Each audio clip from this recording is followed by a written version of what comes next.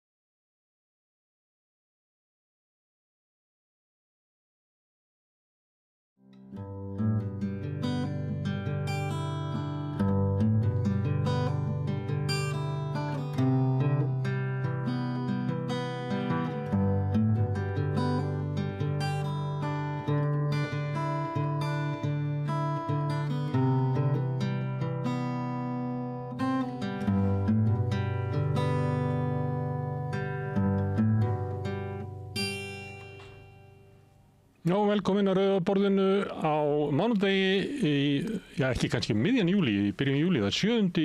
júlí í dag. Við vorum eiginlega í sumarfríi en ákveðum að koma tilbaka að hluta til vegna þess hvernig dagskrá sjónvarpsins er. Það er bara fótbolti. Við erum núna á öðrum tíma, núna klukkan 7, vanalega byrjum við Rauða borði klukkan 8 en ákveðum að byrja klukkan 7. Það sem er fréttatími Ríkisútvarpsins er vanalega. En ekki núna, af því að það er fótbolti. Þið sem að vilja horfa á fótbolta, ættu að skipta yfir á RÚV. Þið sem að vilja horfa á eitthvað allt annað en fótbolta getið verið hérna áfram.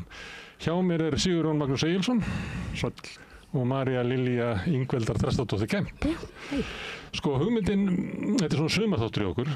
Já. Við ætlum að vera með tilraun að vera hérna milli 7 og 9.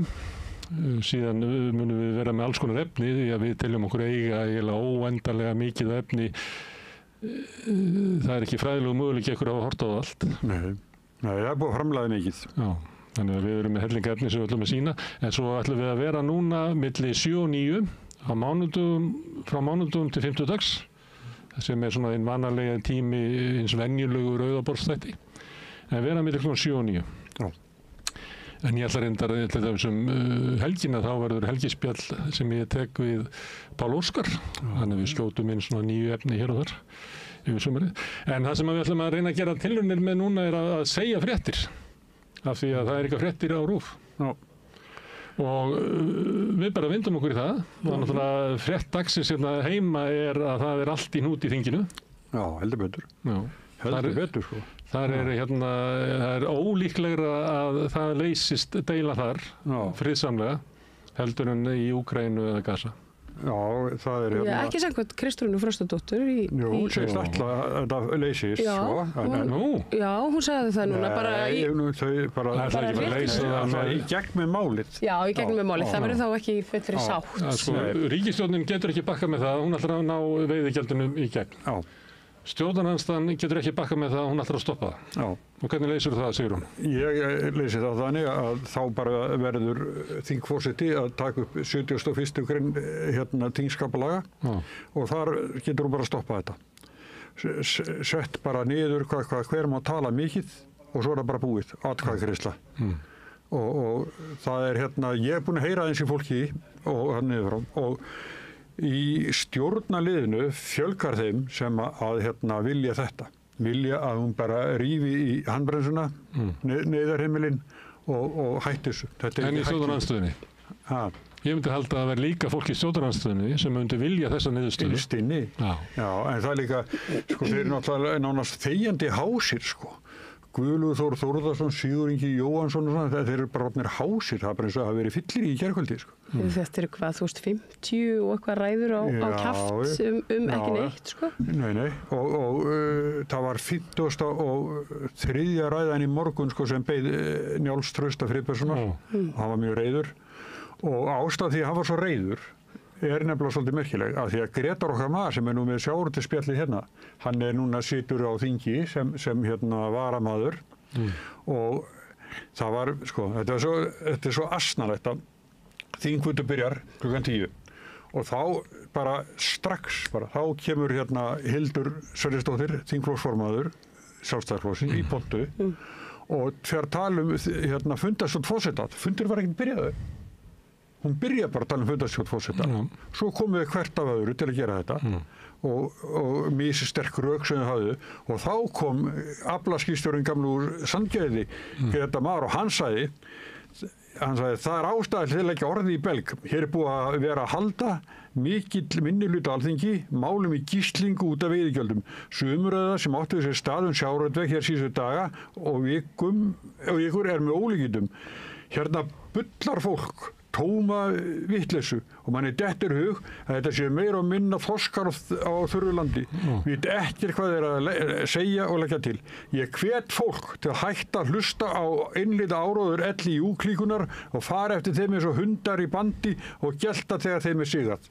Og þetta kætti ekki inn, held ég, ekki komið þá upp í pontu og fór að kvarta yfir að þetta verið Já, hann hefur ekki fengið áminningu frá forseta? Jú, það var komið eitthvað svona með það, jú, að það væri hérna, því Njáll Trausti Friðbertsson, hann kom upp aðeins seinna og hann bara gæti ekki heilum sér tekið flugumferðarstjórinn að skipstjóran tala svona og þá kom einhver og kalla á sal eitthvað að Þóru Seipið þetta og þeir muni taka Greta Mar á teppið fyrir þetta. Þeir sem að vilja fylgjast með umræðunar á þingi, þeir geta svona skipti yfir á Alþingisrásina, hún er á vefnum bara. Það núna er Þorgrímur Sigmundsson hérna í púltinu. Næst kemur Karl Gauti Hjaltason, hann er með sína 42. ræðu sem mér sagt að segja jafnvel betri en 41. Og síðan kemur Nanna Margrét Gunnarsdóttir bara með 15, hún lítur að hafa verið veik. Hún fór í frí.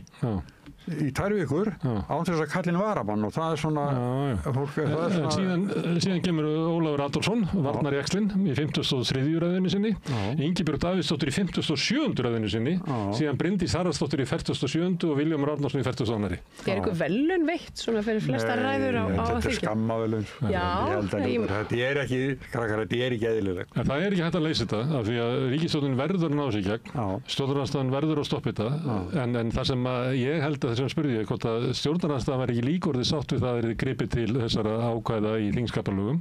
Þess að það er langbesta leiðin fyrir stjórnarandstöðuna að komast út úr þessu að segja að hún bara stoppaði okkur og benda á Kristrúnu. Já, og Þórunni náttúrulega sem tekur ákvörðun. Þórunn Sveinbjarnardóttir tekur ákvörðun ef hún verið tekin og ég held að, það sem ég held að þetta verði ofan á, það verði bara gert. Ég hef sagt það hérna líka að þetta mun gerast og leiðu þetta búið að gerast, að þá verður þetta viðtekið regla. Nei, svo verður þetta allt vitlaust, ef hún gerir þetta, þá verður allt inn í þinghúsinu. Nei, ég held ekki. Ég held að þetta verði svipað þegar Ólafur Ragnar beitti málskotsréttinum, það bara breytt hann sögunni. Já, ég held þingmennir munu stjórnarandstöð þingmennir munu búa til píslavottu úr sjálfum sér. Það mun engin vorkina þeim.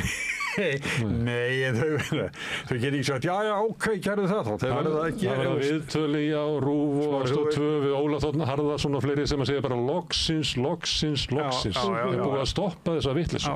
Ég held að það verði það sem mun gerast. Herðu, en það er ekki von til þess að það verði gert núna. Ég heyrði aðeins í þingmönnum, meðal annars að því vorum að byrja með þennan þátt.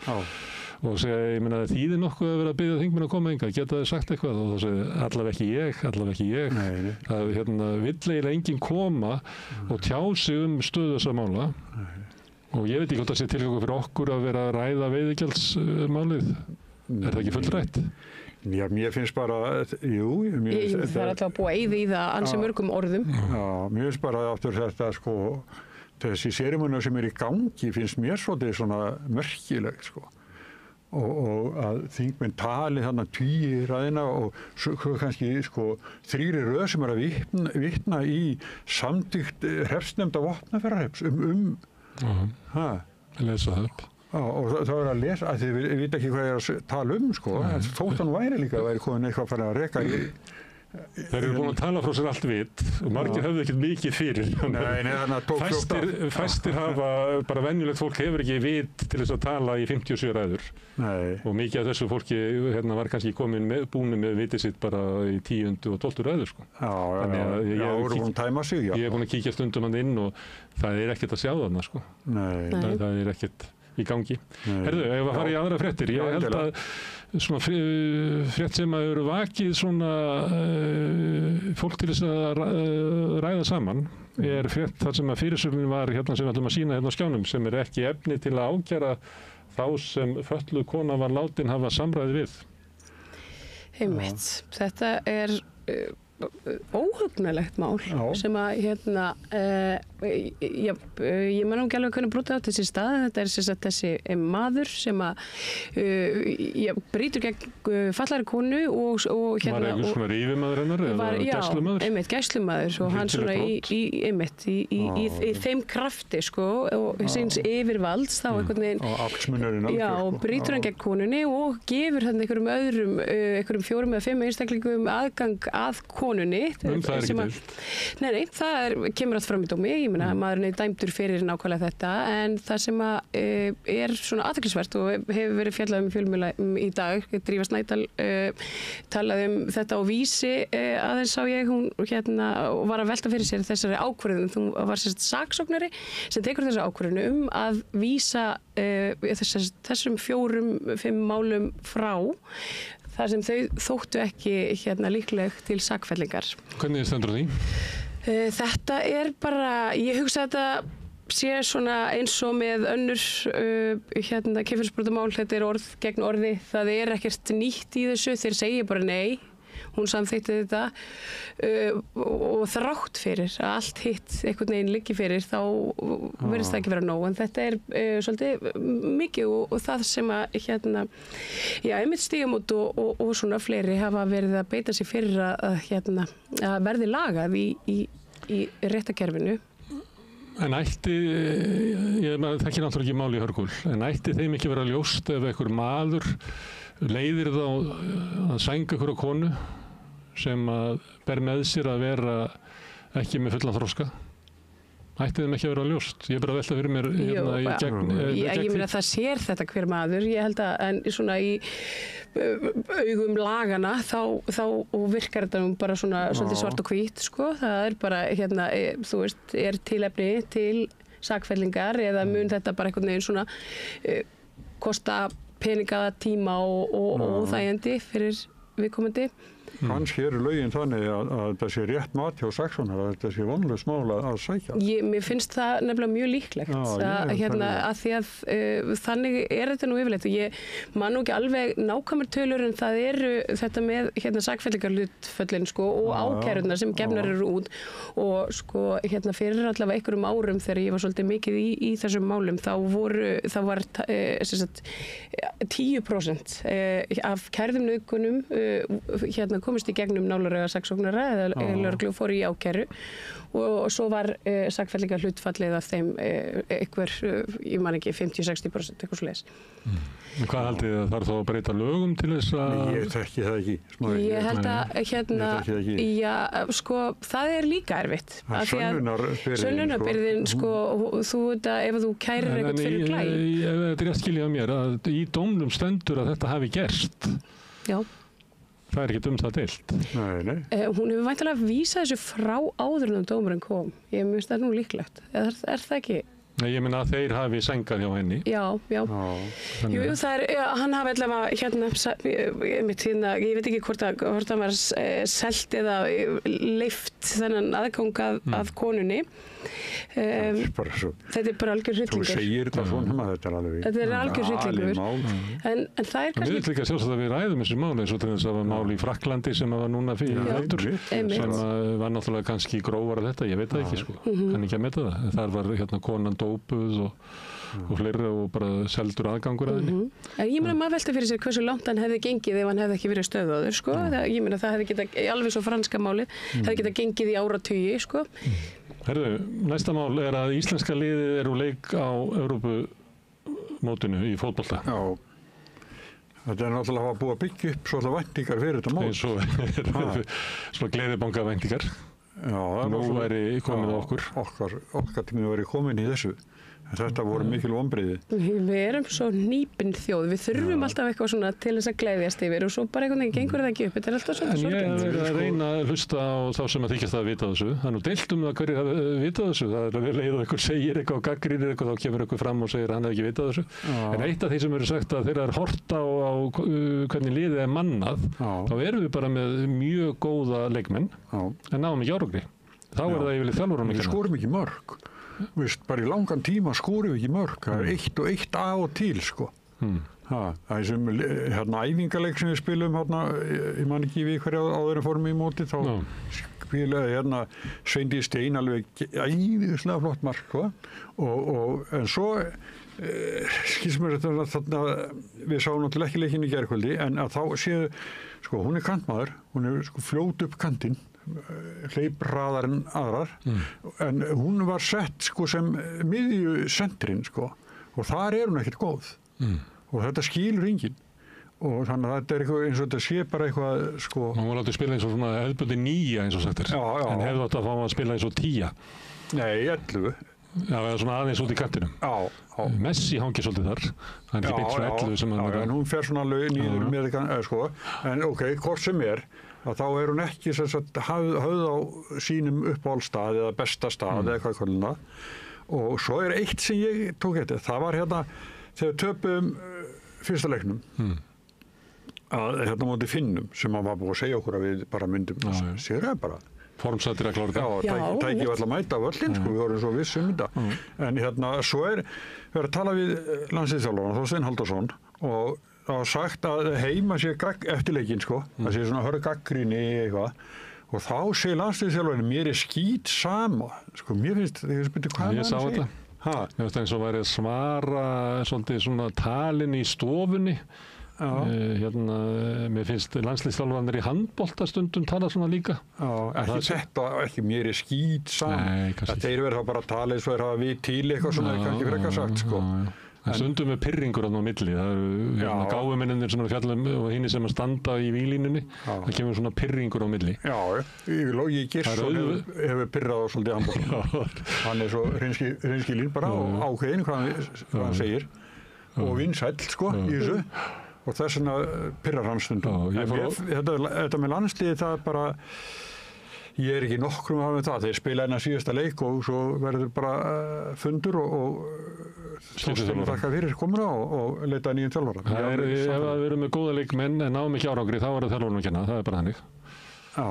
Og þú getur sagt að en leikmennin lögðu ekki fram og þeir gerðu, en þá er það oft þannig að það er líka þjálfarnum að kenna að svo sé. Þess að hann á að hafa andan í hópnum þannig að skilaboðin sem hann kemur séu meðtekinn en ekki einhvern veginn að hver fara að gera það sem hann vill. Nei, svo líka, sko, í fyrsta leiknum þá fer Glódís Perla út af í hálfleik, hún var veik, sko, og tekin út af í hálfleik, eða þurft að út af í hálfleik. Með magapínu.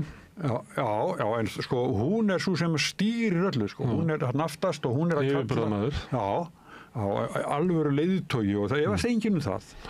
En sko, það munar kannski það í þeim leik, ég veit ekki, en jú, eflaust eitthvað, en svo þetta er bara svo veikt, sko.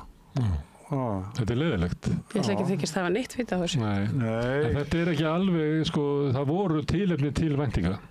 Af því að raunverulega er íslenska liðið... Okkur sagt að við ættum að vænta mikið. Já, íslenska liðið er að standa sig ver með hvað það átt að gera heldur flest liðin í mótinu, sko. Það er bara hannig. Já, við skorum ekki mörg. Það er ekki bara hægt í fótbolta. Það hefur sens á að skora á móti Noregi. Stundum kemur svona síðasti leikurinn búið að slakna á, ekkert að berjast fyrir nema heiðurinn eins og sagt er. Það er alltaf sagt áður en svona leikið verða. En það er kannski bara í 5. 7. hverju leik sem það gerist, sko. Oft er þessi leiki mjög sorglegir, sko. Það sem er fólk sem er fullt af vonbrigðum inn á völlinn og reynir bara að klára sitt. Já. En ég geti sagt meira hvað mér þykir. Mér finnst til dæmis að hann hefði átt að strax að Dagný Brynjarsdóttir í liðinu. Ekki bara að hún er leikmaður með Vestham, heldur hún er stór og kröftug, skallamaður góður, sko. Og svona alvöru fótboltamaður. Já, var ekki fyrirliði í Vestham? Jú, var það allan. Já, svo fór hann í barneignafrí. Hann heldur með Vestham, sko. Ég líka. Ég er með Vestham tattoo hérna. Jú. Hvað tilvíru getur þetta verið? Það sé 3 Vestham.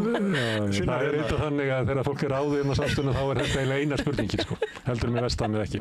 Herðu, en við mögum ekki tala meira við fótbolta því að þetta er eiginlega athvarf fyrir þá sem að þola ekki allan enna fótbolta á RÚV. Er þetta í lagi að RÚV leggji fótbolta hverju einasta kvöldi? Er það ekki? 3 rásir. Þeir eru 888. Hvað er það? Það er þau ætlar að horfa á RÚV og... Já, textavarpið þarna. Já, nei, og vilt fá texta íslenska bíómyndir fyrir fólk sem heyrir illa. Þá, þeir eru með þá rás, svo RÚV 1 og RÚV 2. Og það er sami leikun og öllu þessu... Sami leikurinn? Hvað er með rás 1 og rás 2? Þetta er bara svona. Það er þessum sem við erum hérna til þetta fólk sem að... Sko, fólk getur haft á fótbolta og kannski eldi ekki hvernig einasta leik. Þeir ætluðu að færa fréttina til 9 meðan að þetta mótværi, svo ætluðu að færa það til 8. En þeir hættu við það. Og mínar heimildir segja að þetta hafi verið bara eitthvað bríari hjá fréttastofunni. Það kom í ljós að þetta hafi enga stuðning innan hús og það voru alls konar sjóna með önnur sem að ráða. Það voru ekki tilbaka bara. Já, því að hvað ætlar að gera við tíman milli 7 og 8? Og þá var eitthvað svona hugmyndur að hafa kannski bara eitthvað svona current affairs þátt, að flytja kastljósi fyrir fram að fréttinnar. Er það gert einhvers staðar í heiminum? Nei, það er ekki gert í heiminum. Þú byrjar alltaf á fréttum. Þannig að ég held þetta hafi verið bara eitthvað, kannski merkið bara eitthvað stjórnleysi inn á fréttastofu sem hefur verið. Herðu, við ráðum ekki meira það. Það er hann Jóhann Páll ráðherra.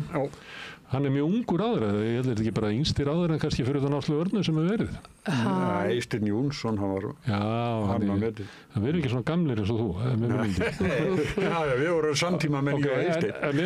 Hann hefur svolítið vilja á að vera röggsamur og afgreiða hluti. Hann skoraði mörg þegar hann hendi bara út einhverjum kröfum á veitingarstaði sem að þurfti að fara í gegnum einhverju hakkavél eða voru eigendaskipti og gerði það svona einfaldara sem að ég held að vera vinsælt. Núna vill hann vera vinsælt og bara fara að leyfa vindmyllur. Færi það til, það sem voru í biðflokki, færi þær þannig að verða nýtingarflokk. Einhvers staðar í Garpsdal, vitið þið hvað hann er? Það kom í hann. Nei, ekki svo ég viti, en ég átti hund, segir Garpur, það er hann. En þetta er eftir Reykjóla. Já, þetta er norðanverðan Gilsfjörð, austan við Króksfjörðanes. Þetta skrifaði ég hjá mér. Þetta er svona einhvers staðar á mörkunum á Dölunum og Barðaströndinni. Já, þetta er sem sagt, það er Garpsdalskirkja. Og þar er Garpsdalsdraugurinn, ég fann ýmislegt þetta svæði. Hvað er þetta? Og þarna hættan er svo að þetta gerist saman með vindmyllunar, held ég, eins og gerist með fiskaldið, að það verði bara einhverjir svona gaurar og braskarar, ég held að þessi einhverjir þýskir fjárfestar í þessu, sem að koma og bara reysa þetta og svo kemur bara í ljós hvort þetta þurfum við að hafa einhverjar stífari reglur eða ekki. Var ekki einhver þingmaður Sjálfstæðisflokksins, var ekki bara Guðlaugur Þór sem var í einhver svona... Nei, hann fór í þetta, Einar Guðfinnsson. Einar Guðfinnsson, hann fór í fiskaldið. Já, hann fór í fiskaldið, en það er einhverju fleiri... Það er einhverju í vindorku pælingunum. Já, hann sem að... hvað hét hann? Já, það kemur. Já, það kemur. En það eru hagsmunir Með þetta merkir þetta að benda á að bilið á milli stjórnmála og svona einhverja þjónustu fyrir einhverja auðkýfinga er eiginlega ekkert hérna. Því að þetta er bara sama á Tony Blair og fleiri hafa verið að gera. Hann er í vinnu hjá okkur liði og verður bara ríkur eftir stjórnmálaferilinn. Og við þekkjum menn sem eru að vinna fyrir kynverja í alls konar sem eru bara notað tengslanett sem við byggtu upp í pólitíkinni, er bara keypt og það er notað til þess að koma svona málum í gegn og allt í einu búfs komið hellinga vindmyllum. Mér finnst að við möttum alveg ræða þetta, sko. Já, þetta er ákveðverst. Hvað ætlum við að fara að gera við allar þessu orku? Já, það er það sem ég hef svo erfitt með að skilja. Er það þá áframhald á einhverju stóriðju? Einhvers staðar sá ég að það ætti að flytja þetta í gegnum einhvern sækapal til Bretlands. Já, það er reyndar sko ekkert sem að bannar það, en það er kannski frekar ólíklegt að það verði. Af því þeir geta alveg reist vindmyllunar bara, það er nógu rokið þarna á hálöndum Skotlands. Einmitt. Þegar ég var hérna ritstjóri á Mannlífi sem var hérna tímaritinu, fréttatímarit, og þá, þessu landsvíðan sko, en þá fórum við aðtuga með vindmyllur á Íslandi og þá var einhver sérfræðingur sem sagði að það væri alltaf misveðra samt á Íslandi. Það geti komið svo mikið rok að það geti bara skemmst undan því og það geti líka komið logg dag eftir dag sko. Og þá kemur engin framleiðsla sko. Og sérstaklega sko, kannski þessin aðra að gera þetta út í sjó sko, það sem meiri vindur. Þegar það var slökknaði á Spáni og Portugal, það var út af vindmyllum, meðal annars út af þessu. Það er svo ójafnt hvernig það kemur inn á kerfið og kerfið sem er til þess að dreifa orkunni eða flytja orkuna, ég held að vilja að það frekar kallað að flytja heldur en að dreifa, að það ræður ekki við þetta. Allt í henni kemur bara gus af rafmagni sko, og allt í henni vantar það og þess vegna datt allt út. Og þá er oframleiðsla og sá sem er á hana, hann fær ekkert borgað fyrir það eða hvað, ég veit það ekki. Nei, og þá er hugsunin svo að til dæmis að því að það eru mikið sjálfstæðisþingmenn sem eru að reka þetta áfram, að þá er hugsunin að Landsvirkjun bara drægi úr sinni framleiðslu á meðan. Þannig að það er opinber aðili, en einhver sem vil græða á þessu, hann verður að fá að dæla sinni, hann á að hafa forgang og menn hafa sem að þekkja eitthvað til rafmagnsframleiðslu að segja að þú getur ekki átt vindmyllugarð nema eiga vatnsaflsvirkjun eða eitthvað sem þú getur jafnað á milli, því að ef að þú kemur bara með þínar vindmyllur út af þessu sem þú ert að segja, allt í einu bara sturtar og hellingar rafmagn inn á kerfið, þá verður einhver annar að draga úr og af hverju ætti Landsvirkjun með að fara að draga úr sinni framleiðslu bara til þess að einhverjir þýskir kallar sem hafa ráðið einhverja fyrrverandi þingmenn Sjálfstæðisflokksins vilja græða hérna. Við mótmælum þessu. En við skulum hérna vegna þess að Jóhann Páll með þessar ákvörðun sinni að flýta þessu sem hann tekur þetta bara og færir þetta, að þá hérna held ég að við verðum að fara að heyra í fólki sem hefur verið að berjast gegn vindmyllum, fá það hérna í spjall hérna. Í þessum fréttatímum okkar. Já, ekki. Við líst svolítið vel á það. Herðu, það eru hún hérna Sigga Dögg, Sigríður Dögg. Auðunisdóttir. Já, alltaf kallað Sigga Dögg svona í bransanum eins og sagt er. Hún er formaður Blaðamannafélagsins og hún var að skrifa grein sýknudóm að það virðist vera landsréttur virðist vera búin að komast að því að Páll Vilhjálmsson, fyrirverandi sagnfræðikennari í Garðabæ, megi segja bara hvað sem er. Blaðamenn. Hann mátti ekki segja Samtökin 78, Já, hann var alltaf látið fara þannig frá og hann var listur frá störfum. Sýknudómur, hann var dæmdur fyrir hatursorðræðu, ekki? Ákjálfur. Jú, og látið fara frá Orriki háskólanum. En Landsréttur var að sýkna það. Landsréttur sýkna það. Já. Og það finnst mér sko að getur tekið einhver svona minnihlutahóp og vanið í hann bara með skít og skömm og það er bara allt í lagi. Ég er alltaf svolítið veikur fyrir þessum meiðramálum sko. Ég fagnaði aldrei þegar einhverju dæmdur fyrir meiðri. Nei, það getur að fagna neinu. Ég var einu sinni sá blaðamaður í Íslandi sem hafði farið oftast fyrir dómstóla. Þannig til Reynir Traustason sló mig út og það alla rækilega. En þannig ég þekki þetta vel að það vera að verjast í þessum málum og hafði alltaf árangur. En haldið þetta sé að því að hún er svolítið stillis upp þannig að það er Landsréttur og við vitum að það voru fréttir það hvernig hann var mannaður, það var bara ráðherra Sjálfstæðisflokksins sem raðaði sínu fólki inn og núna er hann ekki kominn að innan Brynjar? Já, hann er hér. Haldið þið að það geti verið að þetta sé pólitík í þessu, að Landsréttur vilji svona lækka aðeins rostan í blaðamönnum og Mér finnst það ekki ósennilegt, en svo er þetta líka bara, þú veist, er ekki öllum bara frekar illa við þessi meiðramál. En tímabilið sem þú ert að vitni í, þegar okkur var stemt alveg út og söður, þá var það bara ljóst að dómskerfið vildi lækka rostan niður í okkur. Þetta var kom alveg holskefla þegar við byrjuðum með pressuna, því að hún kom bara með svolítið svona annan tónin í Íslands samfélag og maður mætti bara dómskerfum sem ætlaði bara að slökkva í þessum götustrákum sem væri með eitthvað ebba-gogg í íslensku samfélagi.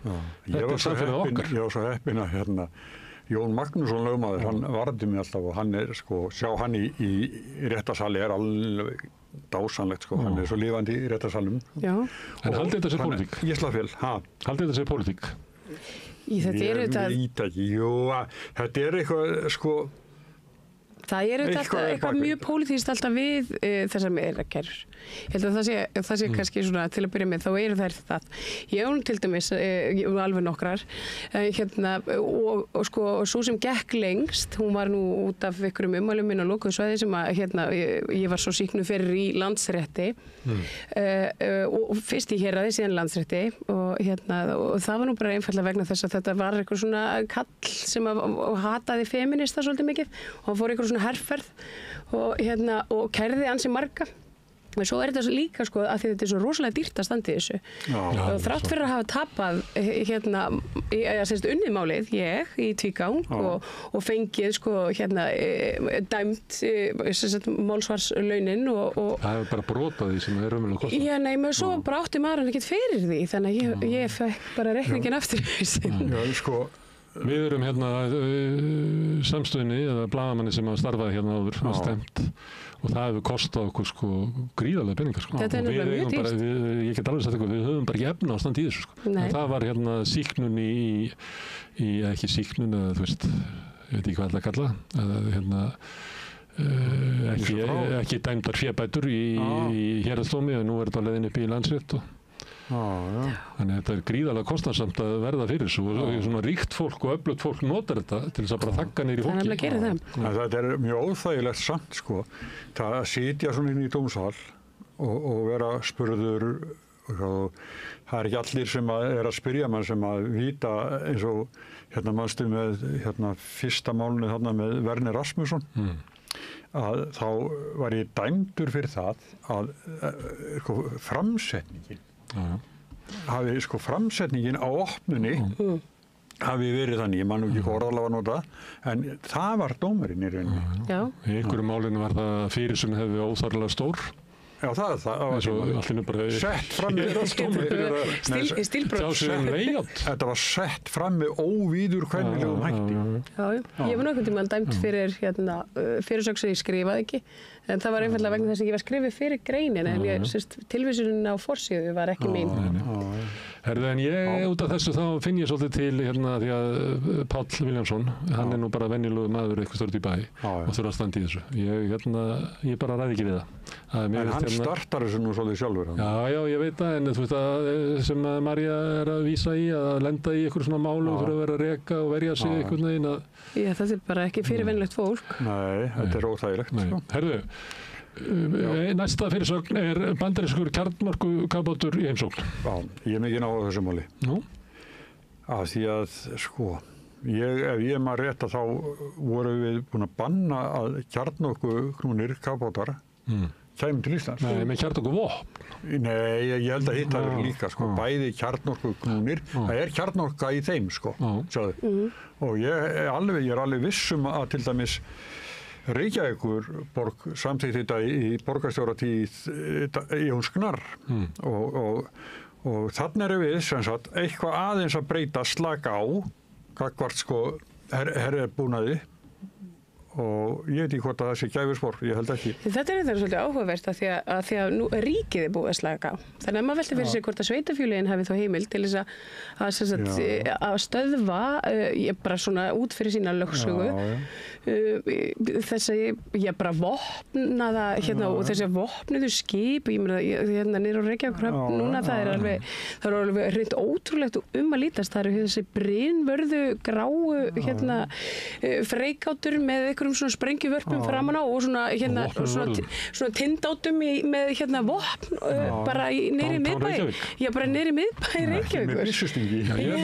Ég held að þið hafi gengið miklu lengra núna og það er eitthvað bara verið stefna núverandi og síðustu ríkisstjórnar og til dæmis þessi kafbátur, hann er að koma í svona, það er verið að skipta áhöfn, þannig við erum þjónustu svæði fyrir kafbáta og ég held að leggja inn í Helguvík, ég veit ekki hvað það megi segja en það sé eitthvað hernaðarleyndarmál, það er látið út eins og það ég gerast bara út í Faxaflóa. Við sáum líka fyrir nokkru síðan kom annar og það var teknað myndir og hann byrti til sjónvarpi, þá var hann komið svolítið inn í Eyjafjörð sem er svona þröngu fjörður og og mér bara... Viljum ekki fá kjarnorku knúna kapóta? Við viljum bara ekkert vera með hér hérna, við bara erum stolt. Það er talað kapóta, og það að synda. Það var næsta frétti næstuð í kapótafrétt. Það tugir með magapinnu eftir þríþrötu Laugavatn. Ég hitti menn í gær og við vorum að spjalla þetta því að einn úti vistar bara gúrú Íslands og ég var að spyrja þetta þannig að ég sé þess að frétt þríþrödd þá þetta synda eitthvað 1,5 kilometer og þetta hlaupa svo endar á því að hlaupa held ég og hjólar fyrst og syndir svo og hleypur svo og ég sá að vera að synda í Laugavatni og mér minnir að við höfum verið einhvern veginn í Laugavatni þeir voru litlir og botnið þar bara að drulla og ég sagði þetta gott að synda í Laugavatni og við sátum þetta við borðið og voru allir sammála að það væri bara engin myndi synda í Laugavatni og þá kemur fréttin að fólk bara fara veikt eftir þetta. Þetta áhugavert líka vegna þess að þarna eitthvað svona lúxussundlaug og að svona fyrirmynd sjóbaðana sem eru núna komin hérna upp allt. Það búið að byggja út í Laugavatni og nú hægt að fara í og það hægt að fara þarna í og eitthvað svona potta sem búið að koma fyrir út í. En eitthvað svona girðinga eitthvað til að það vatnið það geti verið hreinna eitthvað? Ég ekki veit botnin bara að drulla sambland af einhverjum gróðri og bara mold og það verður brúnt í roki þetta vatn. Þarna eru áburður sem hefur verið notað á túnin áratugum saman. Hann allur fuglakúkur heims. Ég held þessi bara... og svo einmitt með svona túrista ásókninni. Ég myndi frekar synda í Signu heldur en Laugavatni. Það búið að opna hluta að henni. Ég myndi samt ekki synda þar. Frekar heldur en í Laugavatni. Við vorum aðna, ég 17 og þú 10 og leiðum okkur bát og skiptist á að fara út af bátum út í vatnið og þetta var bara allt mjög gaman. Það var alltaf lífshaski þegar hann var að passa mig. Það var ekki ég vissi þá ekki kúkur í lauginni seinna. Bubbi seldi allt sitt höfundaverk og búinn að selja það að megi búa til úr honum bara svona gervigrindar fyrirbrigði og kannski ættum við að fá hann til að útskýra þetta svo skilgluðu samningur. Það keyptu útlitið á hann líka. Já, þannig að þeir mættu taka hann bara eftir hann dáinn og þá með bara búa til eitthvað svona eins og Abba gerði. Þá getur við bara að fara á tónleika sem að Bubbi í Utangarðsmönnum hendur tónleikana og það bara Alda Music hann Sölvi Blöndal sem er á tökkunum.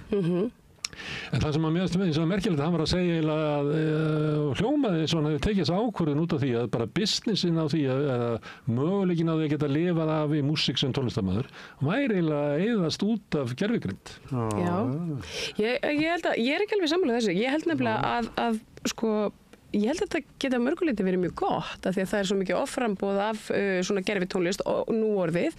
Spotify voru þarna með einhverja á topp 10 vinsalista sveitin og mest spiluðu listunum kemur í ljós að þetta var bara gervigrindar og þeir hafa verið þetta að borga tónlistafólki fyrir að einmitt svona útbúa fyrir þá og eitthvað svona þá þetta eitthvað svona tölvulíkan sem að þú fæðir með upplýsingum. Þú vilt fá hann á hljóma svona og líti út eins og Bubbi og hann á textarnir eiga að vera svona hins einn.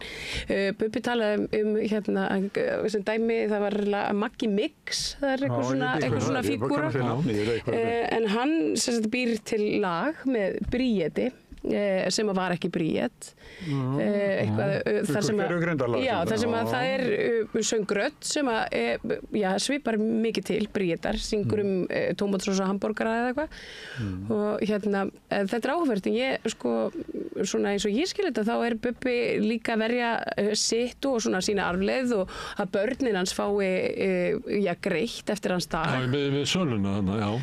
Já, nei, í rauninni fær hann fær alltaf eitthvað fyrir tónlistina sína og þó að það séu komnir einhverjir svona sem ég halda því fram að svona bara 90% af þeim tekjum sem tónlistamenn geta náði í dag munu hverfa af því að það verður bara eitthvað gervigrindardót sem í músíkinu. En þetta nefnilega, maður verður að bera svolítið virðingu fyrir þeim sem hlustar á tónlist af því að fólk sem hlustar á tónlist það pælir mjög mikið í henni og ég held að þetta verði kannski mögulega til þess að fólk fara að selja eftir plötur. Það er eitt sem er sammálaður. Já. Hann Geir Ólafs. Já, ég sá þennan blík. Hann sagði bara, skildi ekki í þessu, þetta var eins og að vera á móti autokontról, hvað heitir það þegar maður stillir á ameríska bíla sem geta kert sjálfur? Já, krúskontról. Krúskontról. Hann sagði að það væri svipað að vera á móti. Ameríska í öllu bílum. Það var það? Já. Ég bara ekki með bíladellu. Nei, ég heyri það. Ég heyrði fyrst að þessu í amerísku bílum. Herðu, talandi það, þá það ein frétt, ný líkbrennsla, þegar við fylgst með því, það var í Grafa, í Fossvoginum, þar verið að brenna lík. Og það vill svo óhöndlulega til að askana fólkinu og reykurinn af því leggur í næstu byggðir. Og það náttúrulega óþolandi. Og leikskóli sem rannar líka. Þetta næstu eins og senan í Big Lebowski, þegar að færi öskuna framan í sig. Sko, ég var að vinna á þessu svæði, Öskulíðaskóli sem hann heitir eitthvað annað í dag, ég man nú ekki alveg hvað það er. Klettaskóli. Var með svona frístundaheimili þarna og þar var ég að vinna í nokkur ár fyrir 1.000.000 ára síðan. Og þá var þetta nú bara þannig að maður var varður yfir þetta, þá var þetta einu sinni í viku, þá kom svona svolítið sérstök lykt. Þetta er mjög sérstök lykt. Það er skrítið lykt af brenntum beinum. Bara brennandi holdir hryllingur, sko. Já, en það sem hefur gerst er náttúrulega að sko, fólk að láta brenna sig í auknum mæli. Það er og alveg svona miklu meiri aðsókn í þetta. Ég velt fyrir mér, af hverju ósköpunum byggja ekki bara hærri stróm? Græjurnar eru bara gamlar, ég held að séu sko 60-70 ára gamlar og það var fyrirbrigði sem vildi verða til, sem heitir eitthvað lífsins tré, sem var eitthvað svona sem vildi að bauðst til þess að gegn því að fá einhverja peninga að byggja þetta og leysa þetta vandamál. En niðurstaðan er svo að það var bara nýr opn handa kirkjugörðunum og þetta bara áfram í opinberri eigu. Ég heyrði einhverjara kvarta yfir þessu, en mér finnst það nú það sem bara einokun, alveg augljóst að einokun, að það á aldrei að enda í höndunum á einkaðilum. Nei. En maður skilur að fólki sko kvarti sko. Sem að kom? Já, sem lífist. Já, það er nefnilega sem maður veit að hugsa það kemur eitthvað sem hefur svona driftina, kemur og segir, heyrðu, ég er með lausnina og þá lætur náttúrulega stóri kallinn oft þannig að nei, ég ger þetta bara sjálfur. Þannig að kannski er þetta bara að fá eitthvað þessu fólki sem hefur áhuga á þessu að blanda því inn í kirkjugarðana og að það getur orðið vinnir, ég veit það ekki. En þeir ætla að fara að færa þetta úr Fossvoginum? Já, upp í Grafavog. Ætli Grafavogsbúar verði sáttir við það? Íbúðarhúsin eru kannski fjær, sko, það sem opning getur verið, sko. Sko, ég held það sé nú. Já, ég meina það, nú stendur ekki til að fara að byggja þannig allt í kringum kirkjugarðinn og umferðareigunum Já, einmitt, ég veit ekki betur. Sjáum til, það er mjög virk íbúasamtök þar, þau munu verið að ræða þetta. Herðu, síðasta fréttin með þessum bara kostulegu fyrirsögn, það er grunar að stinga mann í rassinn af tilefnislausu og ég velti fyrir mér hvort að það hefði verið, hann hefði bara verið ekkert verið að skipta sig með manninu með stungið eitthvað í rassinn af ríku tilefni og af hvaða tilefni þetta var að stinga eitthvað í rassinn fór ég að hugsa þá mundi ég eftir einu að ég var hitt eins og mann sem hafði verið á Grænlandi og hann var að segja mér að þar væri að menn stungnir í rassinn sem væri svona niðurlægingatæki. Ef við varum að rífast, það er nú mikið drukki á Grænlandi eins og við vitum og þá er svona okkur krá og komið langt út í morgun og við erum að rífast og ég vil niðurlægja þig, þá stingið í rassinn af því að þú getur kannski ekki sest í 2 vikur á eftir. Já, herðu, þú ert kannski bara búin að leysa þetta? Kannski þessi grænlensku siður. Þetta getur verið. Ég vona að maðurinn haft rétt fyrir sér að ég sé ekki að bera út einhverja þvælu vini okkar í Grænlandi. Nei. En þeim getur nú orðið á eins og okkur og öðrum sko. Hafið þið eitthvað heyrt að menn séu að stinga hvornalann í rassinu? Nei, þetta er nú reyndar ótrúlegt mál. Ég meina það er maður sem er klukkan 3 hann átti heima þannig einhvers staðar í Aðalstrætinu og reyndi að komast inn á gang hjá honum en þegar hann náði að loka það úti og tók hann eftir því að það blæddi úr honum og þá að þeir hefðu stungið hann í rass og aftanverðlæri eða eitthvað svoleiðis. Það finnst ekkert hvorki tangurinn í teitur af þessum mönnum. Sem að stungumennin. Þeir voru sæður útlendingar. Já, það var, á milli 30 og 40. Og þá fyrir nú, Gunnar Smári hafi átt rétt svolítið fyrir sér hann að þetta sé Kannski grænlensku sögur. Já, við vonum að maðurinn nái sér og hann verði ekki eins og... Já, honum bara hann geti sest í næstu 2 vikur. Ég vona það. Og sest niður og hort á samstöðuna. Já, herðu, þetta var tilraun okkar til þess að fara yfir fréttir vikunar. Við náðum þessu á 42 mínútum. Við ætlum að reyna að ná þessu innan við hálftíma. Þannig að við verðum að tala hraða næst, eða kannski við ætlum að læra. Ég er búin að reyna að tala rólega alltaf. Þannig að, en rétt, núna ætlum við bara að skjóta inn auglýsingu, eins og við gerum vanlega. En svo ætlum við að fara að ræða málefni háskólans. Þar var síðasta ríkisstjórn og þessi búin að lofa stór auka framlög til háskólans af því að við ætlum að lyfta þessu upp til samanburða við það sem að gerist í öðrum löndum, en það bara gerist ekkert. Við ætlum að tala við 2 prófessora eftir smástund. Hinkrið við.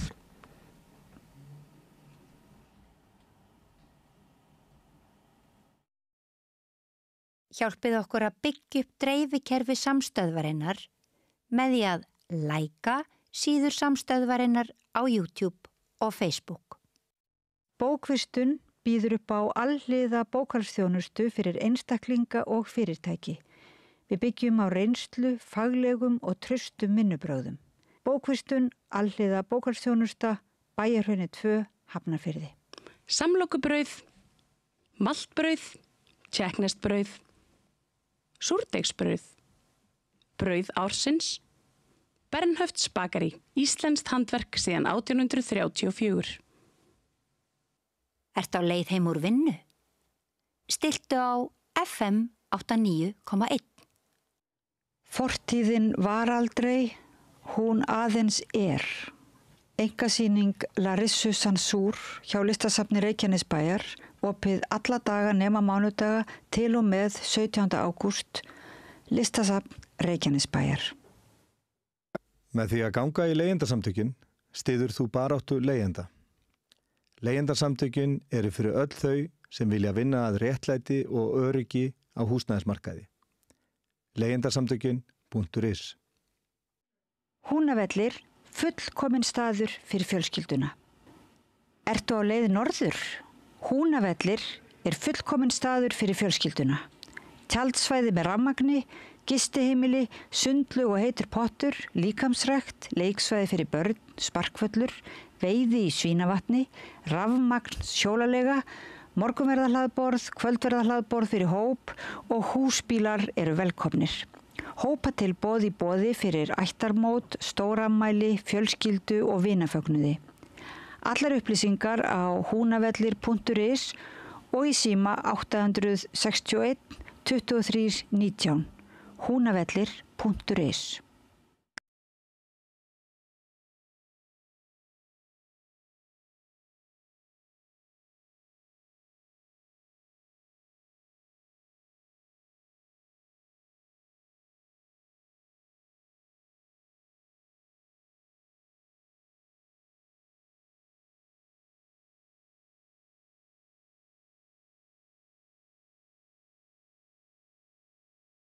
Svo heitt.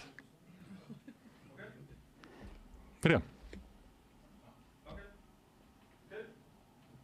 Já, velkomin aftur. Nú ætlum við að ræða málefni háskólans. Eins og ég sagði áðan að þá hafa síðustu ríkisstjórnir held ég verið að lofa því að byggja upp háskóla á Íslandi sem að væri í stæði jafnfætis við háskóla í öðrum löndum og lofað auknum framlögum en ég held að sé eitthvað látið það hefur ekki alveg gengið eftir og það voru 4 prófessorar sem að skrifuðu grein á Vísi í morgun sem að vakti athygli mína og meðal þeirra var Tinna Laufey Ásgeirsdóttir og Magnús Karl Magnússon og þeir eru hingað komin.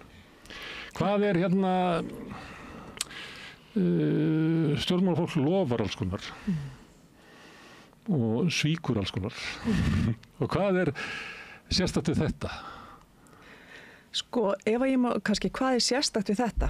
Já, það er kannski tvennt sem að gera það verkum að það er kannski meiri freisting fyrir stjórnmálamenn ef ég reyni að setja mig í þeirra spor og skilja þá aðeins. Það er kannski aðeins meiri freisting að svíkja þessi loforð heldur en sum önnur af því að fjárfesting í sérstaklega háskólum og grunnrannsóknum er kannski fjárfesting til aðeins lengri tíma og ef að maður lifir í 4 ára kosningakerfi þá eru kannski stytting á biðlistum eða eitthvað annað sem er brýnna mál að manni finnst.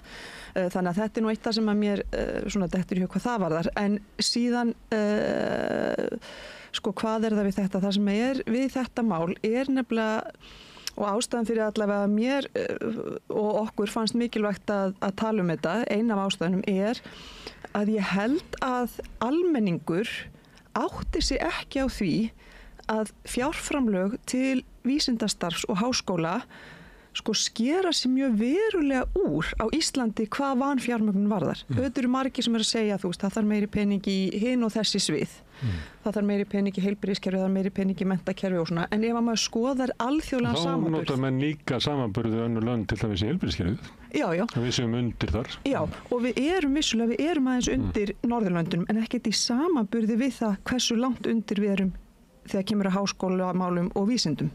Þannig að það mismunandi en til dæmis í heilbrigðismálum erum við vissulega aðeins undir, ef við svona í neðri kanti Norðurlandana hvað var það fjárframlög til heilbrigðismála.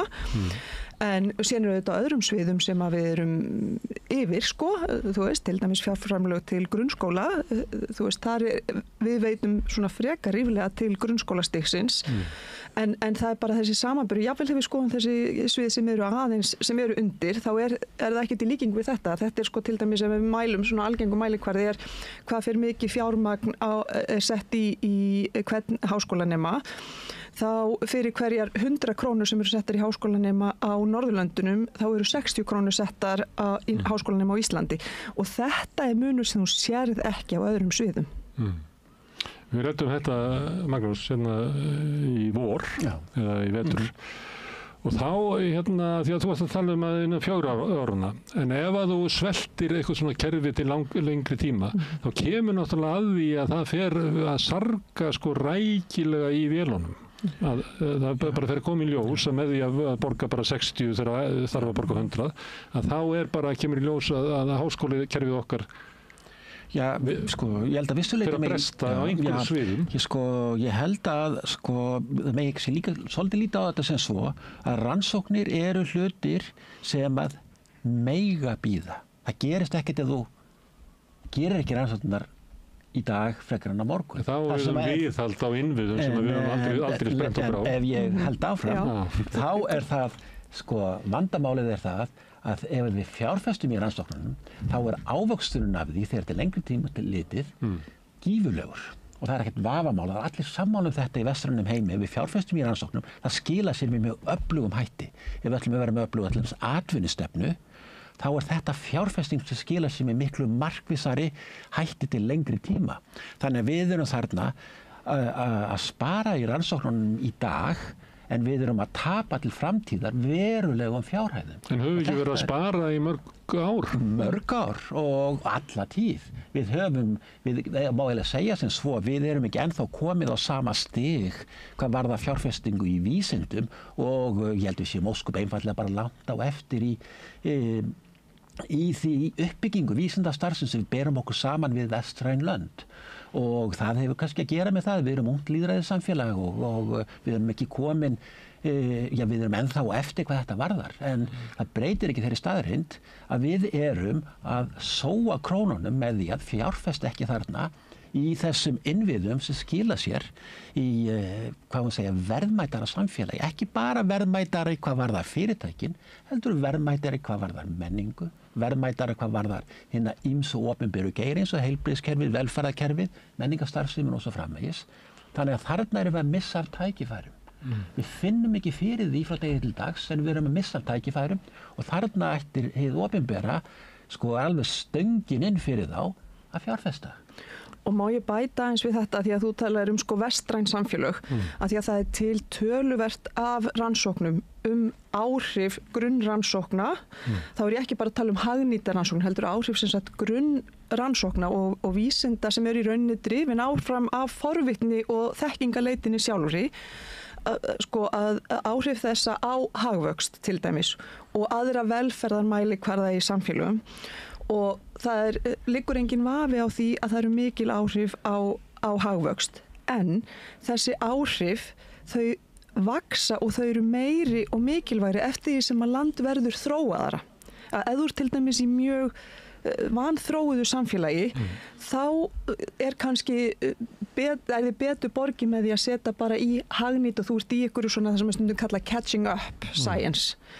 En ef þú ætlar að vera svona vestrænt velferðaríki og hafa lífsgæði á þeim standard sem við svona viljum helst venjast hér á Íslandi, þá fer þetta að skipta meira og meira máli. Að sem sagt vanfjárfesta ekki í grunnrannsóknunum af því að þá dröfumst við aftur úr. Þá kjósa samfélög að eyða peningunum í þetta. Já. En ekki við. Það má alveg segja sem svo að ég held að pólitíkusnir átti sig á þessu og þess vegna hafa þeir lofað þessu. Þeir átta sig á þessu, en eins og Tinna að benda á, þegar kemur til framkvæmda á hverjum tíma, við erum eins og núna einhver örlítill mótbyr í efnahagskerfinu, þá sagt við verðum að halda í við okkur í opinberum rekstri. En þetta skammtíma sparnaður sem að langtíma tap. Og þannig að þessi pólitíski hvati að fjárfestindu framtíðar í 4 ára kosningakerfi ekki mikil. En þarna þarf langtíma skipulagningu og langtíma sýn. Þess vegna kemur þetta alltaf fram þegar verið að setja fram stefnu vísinda- og tækniráðs. Alltaf aftur og aftur sagt það sama. Við þurfum að fjárfesta miklu betur í þessu kerfi. Þar hugsunin, langtíma hugsunin, en síðan þegar kemur til framkvæmdana, þá verður aldrei neitt úr því. Það eitt sem ég vil þó benda á. Á einum þætti hefur orðið breyting. Það í opinberum stuðningi við nýsköpun hjá fyrirtækjum landsins. Það hefur orðið gerbreyting. Það má segja þessi vissulega jákvætt, en það hefur orðið gífurlega aukning þar. Og það í peningum, í peningum sem hafa farið til fyrirtækja. Þú ert að vísa í skattaafsláttinn sem ég held að vera nálgast bara 20 milljarða á ári. Akkurat, og það bara gata á fjármálaráðuneytinu. Já, og þar skerum við okkur úr, þar erum við langefst í OECD. Og það eini hvað má segja, vísitala vísinda á Íslandi að við stöndum okkur vel. Það fjárfestingu til fyrirtækjana. Við erum efst þar í OECD. 14% fyrir ofar þjóð númer 2. 4 sinnum meira hlutfallslega heldur Norðurlöndin. 4 sinnum meira. Það var meira að vera gerðar athugasemdir. Gott að það var ekki OECD sem gerði athugasemdir við að það veri allt og lítið eftirlit með þessari eftirgjöf. Þetta veri ekki góð nýting fjármuna eða þessu umgjörðin sem hefði verið þarna. Ég væri þannig að það ýtti undir peninga framlög sem skattaafsláttur það náttúrulega til hluta sem að kannski ekki samfélagslega mikilvægir. Og ef ég má segja, hver eru vandamálin við þetta til dæmis eða svona hætturna að því að þetta skekkir svo hvaða rannsóknir eru gerðar, því að vissulega öflugt efnahagslíf og nýsköpun þar allra góðra gjalda verð, en þetta eitt svið samfélagsins og þá eru við að gera meira af hagnýtum rannsóknum án þess að styrkja undirstöðurnar sem að veikir þetta til langstíma, en hvað með, okkur alveg sama þó að verði ekki þróun og nýsköpun í réttarsiðfræði, réttarkerfinu. Það almennt gerist ekki innan fyrirtækja. Menntamál barna, það gerist ekki innan fyrirtækja. Og efnahagsmál, það gerist ekki innan fyrirtækja. Öll þessi svið, stór menningamál og annað, það gerist ekki innan fyrirtækja. Þannig svo lítið svið sem að beina svo miklum fjármunum í með við allt það sem að veitir okkur velferð í samfélaginu. En ef ég má segja þetta, að jafnvel, ef við förum í bara smá hugaleik við má segjum, öll hins sviðin, okkur sama þau. Mér alveg sama, ég held að hafi engin áhrif á velferð okkar að hér sé, ef hér væri brotið réttakerfi eða menntakerfi eitthvað slíkt. Ég held að sé bara gott samfélag sem býr til mikla efnahagslega velferð á grundvelli nýsköpunar í fyrirtækjum.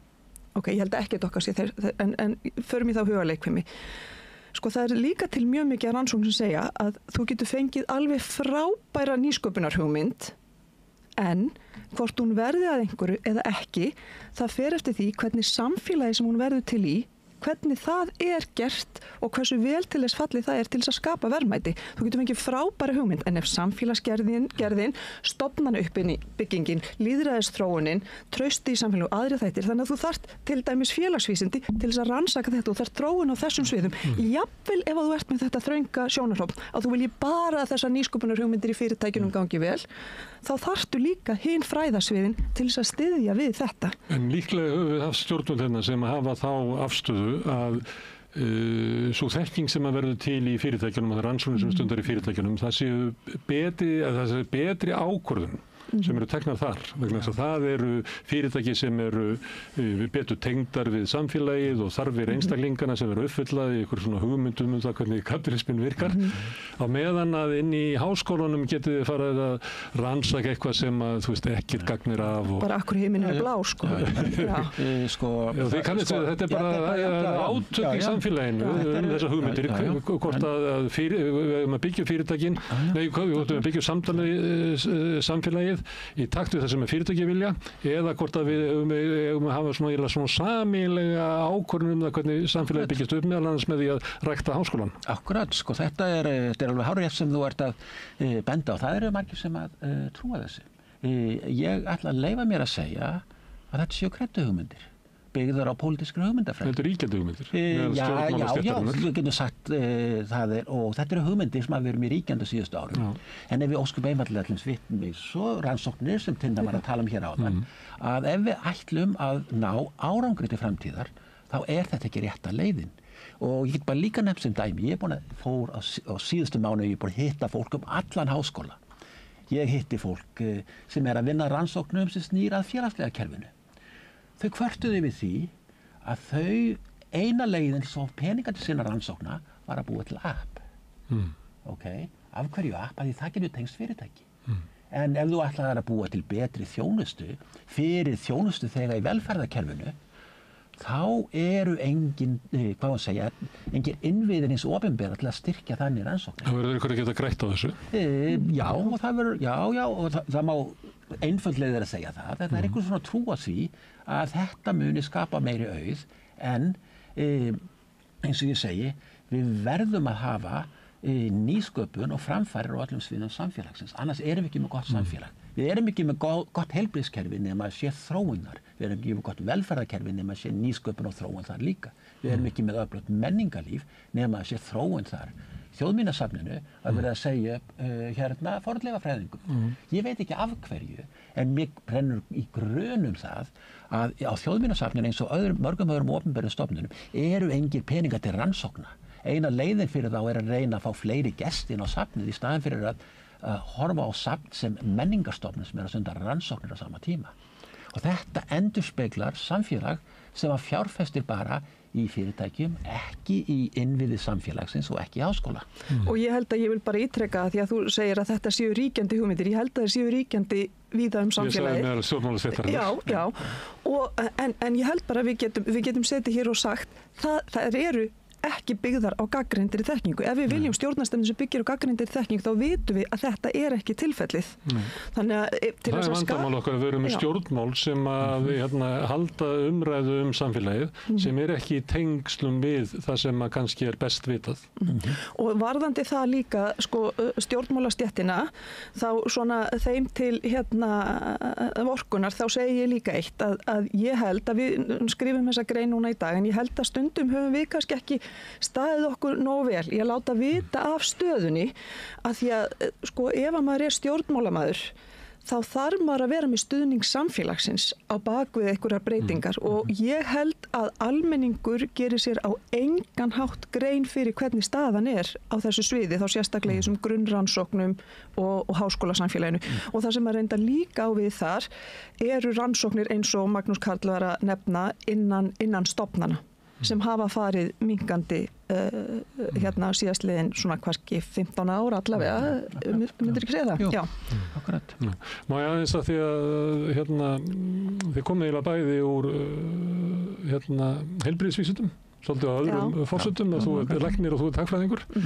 En að því ég sagði þarna eitthvað sem getur grætt á því að þegar mér fannst þú vera að lýsa kannski einhverju nýsköpun sem að þarf að vera, til dæmis segjum bara við þjónustu við aldraða, að þá hvatinn til þess að þessi búið til app og það getur eitthvað grætt á því. Þá hugmyndin svo að ég leysi ekki bara þjónustuna við hópinn sem að heldur þarf ég að búa til eitthvað tæki sem ég geti kannski selt síðan út og við getum orðið rosalega rík á því, sem kannski ekki góð forsenda til þess að þjónusta þennan tiltekna hóp. Þannig allt í eru peningarlegu sjónarmiðin búin að tróða sér á milli læknisins og sjúklingsins. Já, ég held að þetta ekki meðvituð ákvörðun, við höfum tekið það ákvörðun að við ætlum einungis að stunda rannsóknir sem snýra þessu með því að leggja áherslu á fyrirtækin, heldur hefur þetta þróast svona. Ég held að það eru þrýstuhópar í samfélaginu sem hafi ýtt á þetta. Það má eiginlega benda á nákvæmlega sama tíma og verið var að benda á það þyrfti aukinn stuðning til fyrirtækja sem vissulega var sennilega rétt. Fyrirtækin voru að fjárfesta mjög lítið í rannsóknir fyrir 15-20 árum síðan. Þá voru menn að hugsa leiðir og þá voru skattaafslættir, voru hugsaðir sem tæki, gott og vel. En á sama tíma var verið að benda á aðra þætti sem vantaði, eins og með háskólana, ýmislegt innan háskólageirans. Hvað gerðist? Einu viðbrögðum voru þau að fyrirtækin náðu fram sínum hugmyndum. Háskólarnir sem voru í nákvæmlega sömu stöðu þá eins og þeir eru núna, langt á eftir Norðurlöndunum, þeim hefur ekkert orðið ágengt. Þannig að þarna öflugur þrýstuhópur sem hefur virkilega ýtt á þetta og hvað maður segja, ég svo Tinna kannski segir, við erum kannski ekki staðið á verðinum, háskólafólkið, að standa fyrir okkar sjónarmiðum sem veldi sé á sterkum grunni byggð. Og það sem að mér hefur líka bara fundist þótt stundum erfitt við þetta að háskólinn stofnun sem að teygir sig mjög víða samfélagið. Ég meina við erum í samstarfi við atvinnulíf, við erum í miklu samstarfi við Landspítalann, við erum í samstarfi við menntakerfið og svo framvegis. Og það sem að maður þarf eiginlega að benda á þegar maður að lýsa stöðunni að því ef maður fer bara að segja okkur vantar meiri pening, ég þarf meiri pening, Magnús þarf meiri pening, háskólarnir og ekki bara Háskóli Íslands, háskólakerfið allt. Sá söngur heyrist nú úr mörgum hornum. Þannig að maður þarf eiginlega að draga upp þessa mynd að þetta háskólakerfi, það sér á báti. Rannsóknirnar í fyrirtækjum þær eru að fá ágætlega fjármagni. Önnur stig, meira en annars þar. Önnur skólastig, maður að benda á hvað við erum miklu verðsett heldur en önnur svið samfélagsins og það finnst mann auðvitað stundum svo lítið erfitt að því að við vinnum með öllum sviðum. Ég meina auðvitað viljum við vera í góðu sambandi við atvinnulífið, heilbrigðiskerfið, önnur skólastig og svo framvegis. Þetta stofnun sem teygir anga sína mjög víða. Þannig að maður vil ekki endilega vera í samkeppni við hina, en þetta samt þetta kannski það sem skýrir stöðuna best og ég held bara að verði að segja á einfaldri íslensku svo það skiljist. En það sagt á móti að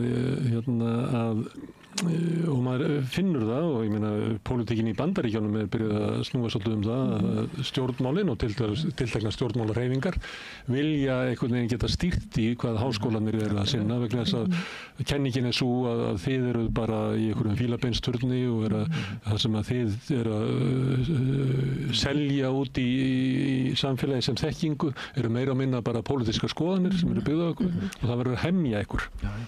Getur það verið að ég veit að þetta ekki eins gróft hér eins og Trump-stjórnin að reka.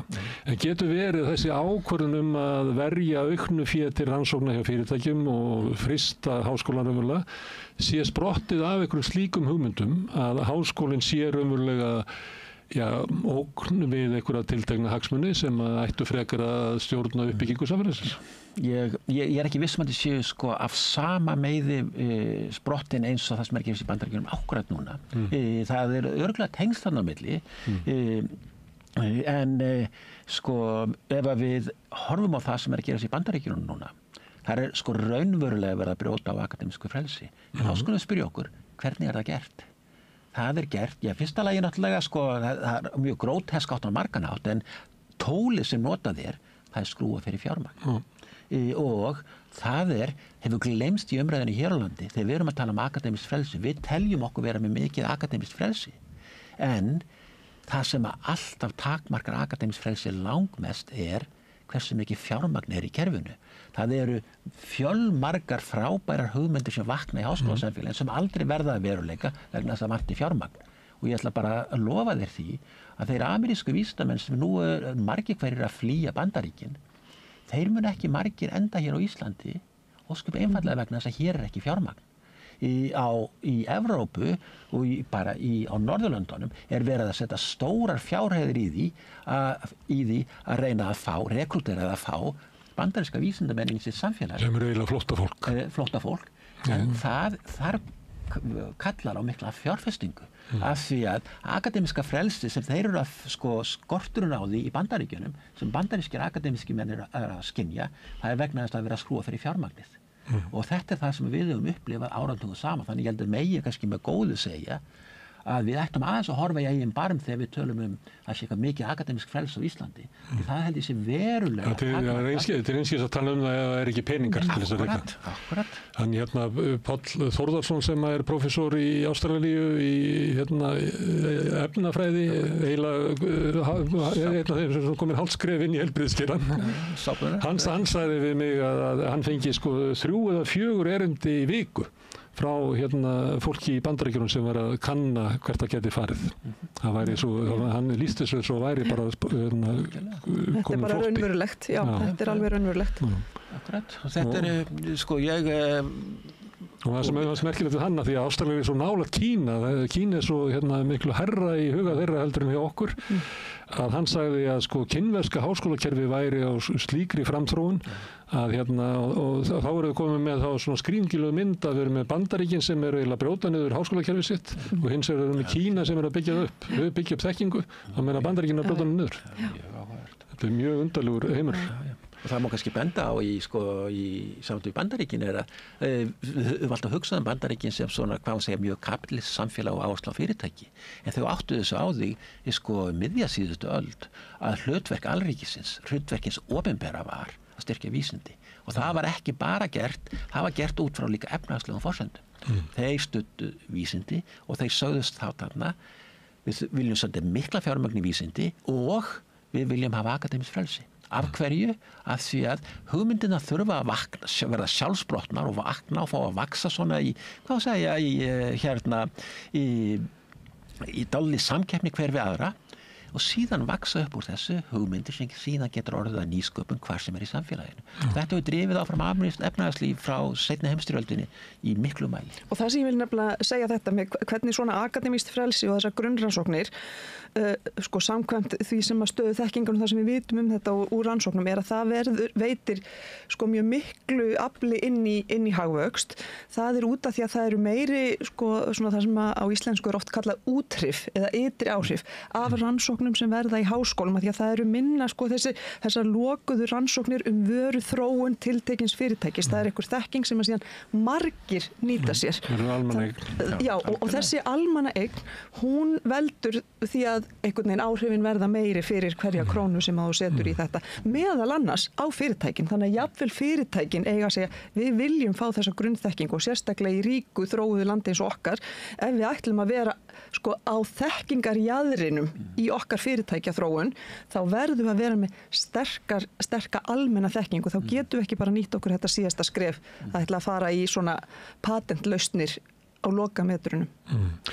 Greinin ykkar þeir eru að segja þið lofuðu þessu og þeir eru ekki standa við þetta og þeir eru ekki eini í því, það eru bara út allt samfélag og það bara byggt á því að stjórnmálamennin tala annars hvernig við vildum hafa hlutina og við viljum þið erum komið á heilbrigðiskerfinu og hefur þú ekki verið meila rannsóknir á því að rannsaka það sem við viljum gera og það sem við ákveðum eða hvað við höfum efni á að gera og annað slíkt og þannig bara, ég meina við getum talað bara bara meðferð við fíknisjúkdómum, það engin vand að sýna fram á að krónurnar skila sér margfalt tilbaka en svo þá segja stjórnmálamennir bara því miður, þá eru peningarnir takmarkaðir og við verum að taka ákvörðun að ráðstofa með þeim En ég vil nefna... Það bara ekki komið að ykkur, kæra háskólafólk. Nei, en ég vil nefnilega nefna því að það átt að vera komið frá ykkur að því þú segir að við erum að segja í greinni það var búið að lofa þessu. Ég vil bara kannski aðeins fara yfir hvað það var sem var lofað. Að það var sem sagt að árið... Við getum haft eiginlega sér þáttum það svikin lofast og þetta var sem sagt lofa sem við nú komum stundum upp áður, en það var sem sagt, síðasta var sem sagt aðgerðaáætlun sem var gerð árið 2017 sem að gerði það átti að felast í því að íslenskir háskólar átti að vera fjármagnaðir til jafns við háskóla í OECD-ríkjunum, meðaltal OECD árið 2020 og núna árið 2025 áttum við að vera til jafns við Norðurlöndin. Þannig að þetta voru svona þessi 2 stig að reyna árið 2020 að ná OECD og ég vil bara minna fólk á það OECD, það eru alls konar lönd, það eru lönd sem við oft berum okkur ekkert saman við, þetta er Mexiko og allt, þú veist, þannig að Norðurlöndin er náttúrulega miklu eðlilegri mælikvarði. Við höfum ekki ennþá náð OECD meðaltalinu. Og við höfum dreifst aftur á því nýlega. Við náðum upp undir OECD tímabundið árið 2017-18, síðan höfum dreifst aftur. Þannig að... og það ekki vegna þess að Hinlöndin að rjúka eitthvað upp því að það yfirleitt niðurskurðað stefna alls þar í heiminum? Já, og það er alveg rétt og hérna, við... en þú segir, það er allir að biðja þetta. Það sem við erum að benda á er að þetta er ekki einungis spurning um efna loforð heldur, þetta er spurning um það að fjárfesta með skynsamlegum hætti framtíðar. Því þetta er fjárfesting sem skila sér margfaldlega tilbaka. Og ég held að séu fáar fjárfestingar í svo opinbera sem skila sér með jafn arðbærum hætti og þá er ég bæði að tala í krónumtalið og í lífsgæðumtalið. En ég gæti fengið fólk úr alls konar geirum sem myndi segja það sama. Já, ég... Sambandi við innviða uppbyggingu og ég get fengið fólk úr menntakerfinu, sambandi við menntun, barna innflytjenda sem bara algjör hryllilega vannfjármagnar. Ég get sagt ég get ekki bara húsnæðiskerfið og sagt, hvað heldur það kosti?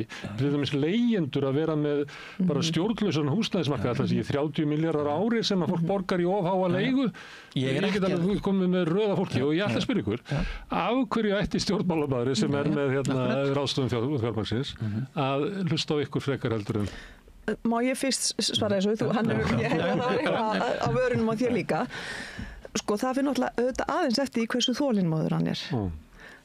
Af því að ef hann vill leysa til dæmis húsnæðismálin og málefni barna innflytjenda og fleiri mál í framtíðinni, þá eykur þetta getuna til þess.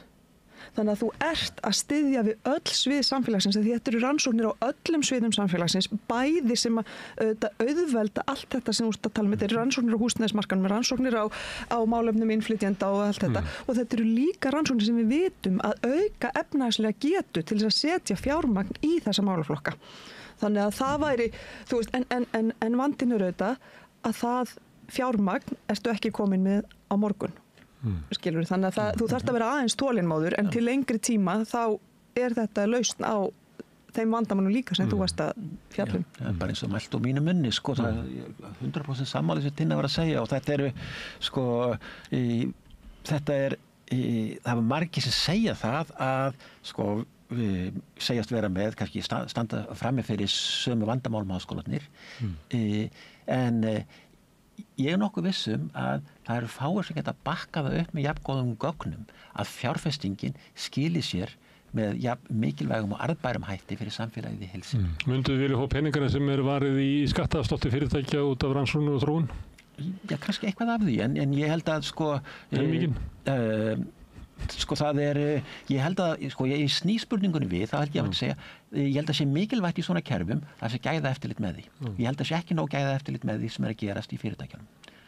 Og við erum bara tekið sem dæmi, þegar vísindamenn sækja styrk til vísindarannsókna, þá eru milli 80 og 90% af umsorgunum er hafnað. Ef þú fær hæstu einkunn, þá er 50% möguleikar að fá styrk eða ekki. Okay? Það er engum hafnað sem sendir hafnað. Ef við horfum að fyrirtækin, þá er það yfir 9 af hverjum 10 sem fá samþykkt. Þannig að þarna er hrópandi mismunur og það segir okkur það að hvað að segja eftirlitið og gæða eftirlitið með því er mjög mikill munur þarna á. Ástæðan fyrir því að vísindamennir fá ekki styrkina er svo, það er mjög öflugt kerfi, umsóknirnar eru lesnar af vísindamönnum, erlendum fræðimönnum, gífurlega nákvæmt farið yfir, kíkt í saumana á umsókninni og í samkvæmt þessum gæðastæðil ættu mun fleiri þeirra að fá styrk. Það er ekki það, þau sem fá það ekki er ekki vegna þess að vera eitthvað að þessu, heldur þau bara litli peningar. Litli peningar. Herðu, en nú erum við stjórnmálastétt sem er að taka ákvarðanir fyrir okkur og hún lifir í heimi, einhvern veginn er heimir honum þannig að það er ekki nema að þau séu bara köllu fyrir kastljós og það bara logar allt að þau grípa til aðgerða og þess vegna erum við bara margt í samfélaginu umfram þessi 4 ára kjörtímabil sem að ýtir undir, þú veist, að taka bara skemmri sjónarmið og langtíma sjónarmið eiginlega komast ekki inn í umræðuna og við vorum áðan að tala að til þess að eitthvað virkaði þá þyrfti samfélagið að vera allt saman gott og ef að umræðan okkar að vera góð, hvernig við tökum ákvarðanir framtíð samfélagsins, að þá er náttúrulega ábyrgð háskólans einna mest. Þannig ef að ástandið er svona, stjórnmálin er alltaf að taka bara reka samfélag frá hendi til munns, þá er það mest ykkur að kenna. Ég er nefnilega svolítið sammála því að þetta er, og ég leiði mig núna, sko, ég held að þetta er náttúrulega bara, svo ég taki bara eitt dæmi bara úr mínu umhverfi og það er ekki að því að ég sé að tala fyrir hönd, þú veist, þessa fræðasviðs eða neitt slíkt. Þetta er bara þetta er mitt umhverfi sem ég kannski þekki best en skorturinn er bara allt kerfið. Öll eðlileg samfélög á borð við Íslands samfélag væru með hér í landinu hagfræðideild með að minnstakosti 15 akademískum starfsmönnum. Þú veist, 15 kannski 20 eitthvað akademískum starfsmönnum. Hvað erum við mörg í hagfræðideild Háskóla Íslands? Við erum 6. Við erum 6. Þú veitir ekkert viðnám með þessu. Við getum ekki einu sinni á Íslandi er ekki hægt að fyrir meistarnám í hagfræði. Það er ekki hægt. Það er hvergi á Íslandi ekki í neinum háskóla til meistarnám í hagfræði. Ég meina þetta er náttúrulega ekkert boðlegt. Þú veist, við rétt náum að halda upp í grunnnáminu, þessi 6 kennarar, og hvernig gerum við það? Við gerum það með stundakennurum út í bæ. Þú veist, með því að ráða fólk á mjög lágum launum sem er þá í fullri vinnu annars staðar, sem er ekki gott fyrir nemendurnar, sko, þó þetta sé frábært fólk með mikla getu og góða menntun, að því að það hefur auðvitað ekki tækifæri til að stunda rannsóknir þegar það er í öðru starfi. Þannig að þetta eru kennarar sem eru þá í öðrum störfum og hlaupa inn í háskólan til að kenna námskeið og fara síðan aftur í svona sitt hefðbundna dagstarf. Og þetta áauðvitað bara ekkert að vera svona. En svo þurfum við að horfa á fréttirnar umræðu efnahagsmál og svona hagræn mál á Íslandi. Þá erum við að hlusta á starfsmenn greiningardeilda bankana sem eru sko hluti af sko businessnum. Við erum voða að setja inn í ykkur. Nei, ég bara, við kynum það, þetta er bara svoleiðis. Ég ætla kannski að bæta við sko, svo við séum ekki bara með barlóm, að kannski benda á að sko nýlega komum við til tals að forsætisráðherra Kristrún Frostdóttir hefur að koma af stað stefnumóti sem snýra atvinnulífinu, atvinnulífsuppbyggingu til framtíðar.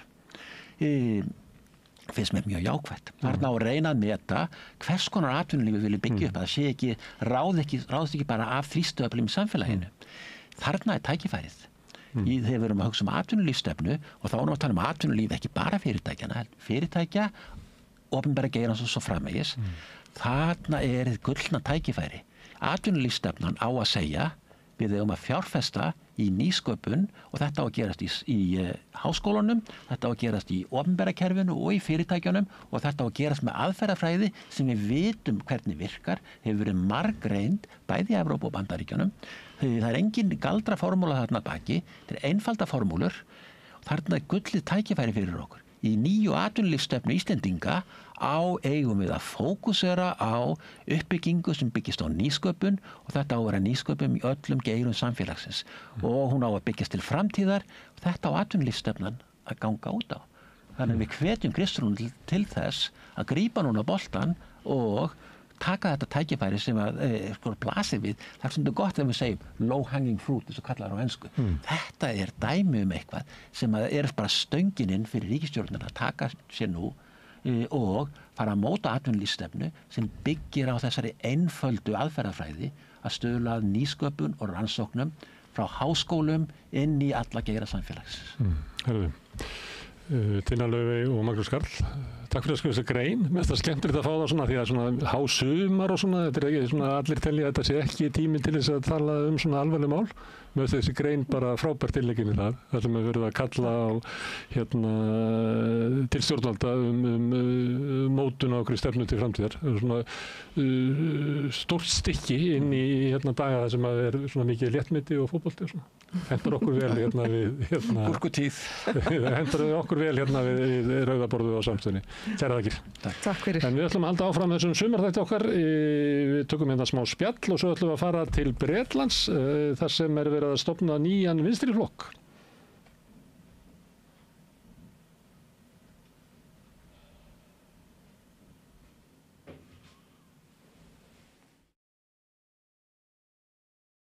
Bókvistun býður upp á alhliða bókhaldsþjónustu fyrir einstaklinga og fyrirtæki.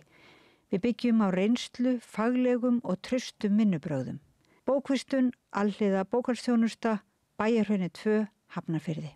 Samlokubrauð, maltbrauð, tékkneskt-brauð, súrdeigsbrauð, brauð ársins, Bernhöfts bakari, íslenskt handverk síðan 1834. Ertu á leið heim úr vinnu? Stilltu á FM 89,1. Fortíðin var aldrei, hún aðeins er. Einkasýning Larissu Sansúr hjá Listasafni Reykjanesbæjar, opið alla daga nema mánudaga til og með 17. ágúst, Listasafn Reykjanesbæjar. Húnavellir, fullkominn staður fyrir fjölskylduna. Ertu á leið norður? Húnavellir er fullkominn staður fyrir fjölskylduna. Tjaldsvæði með rafmagni, gistiheimili, sundlaug og heitur pottur, líkamsrækt, leiksvæði fyrir börn, sparkvöllur, veiði í Svínavatni, rafmagn, hjólalega, morgunverðarhlaðborð, kvöldverðarhlaðborð fyrir hóp og húsbílar eru velkomnir. Hópatilboð í boði fyrir ættarmót, stóramæli, fjölskyldu og vinafögnuði. Allar upplýsingar á hunavellir.is og í síma 861 23 19. hunavellir.is.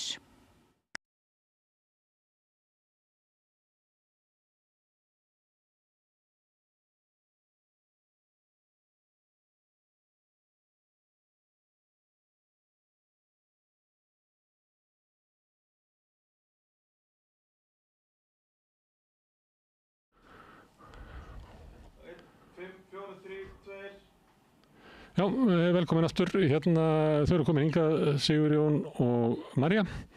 Herðu með þetta skemmtilegt spjall við prófessorana, Magnús Karl og Tinnu Laufey. Hún tala, líka gaman að tala svona bara eitthvað svona það sem við ættum að vera að tala Þetta snýri svolítið það svolítið, hvort að stjórnmálin réðu við svona langtíma hugsun, hvað það byggja upp samfélagi til lengri tíma, þannig að væri gæti orðið gott og göfult, hvort að það væri alltaf að reka samfélagi bara frá hendi til munns. Þannig við erum gaman hérna við Rauðaborð að tala svona til lengri tíma. Herðu, við ætlum að snúa okkur núna að öðru. Það ég ætla að hringja til London, til fréttaritara samstöðarna í London. Við erum með fréttaritara, Guðmund Auðunsson, sem ég talaði stundum við pólitík í Bretlandi og hann mjög skelegur.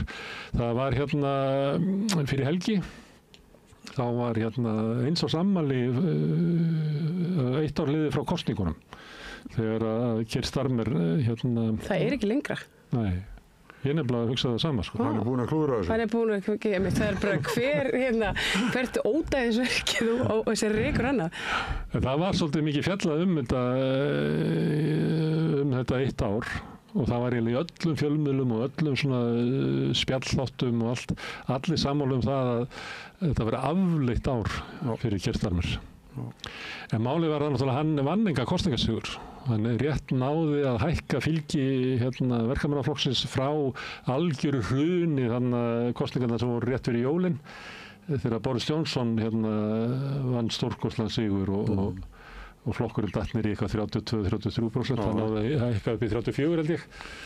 En eins og það hrundi íhaldsflokkurinn, þannig að hann fekk alveg stórkostlegan meiri hlut á þinginu, Keir Starmer.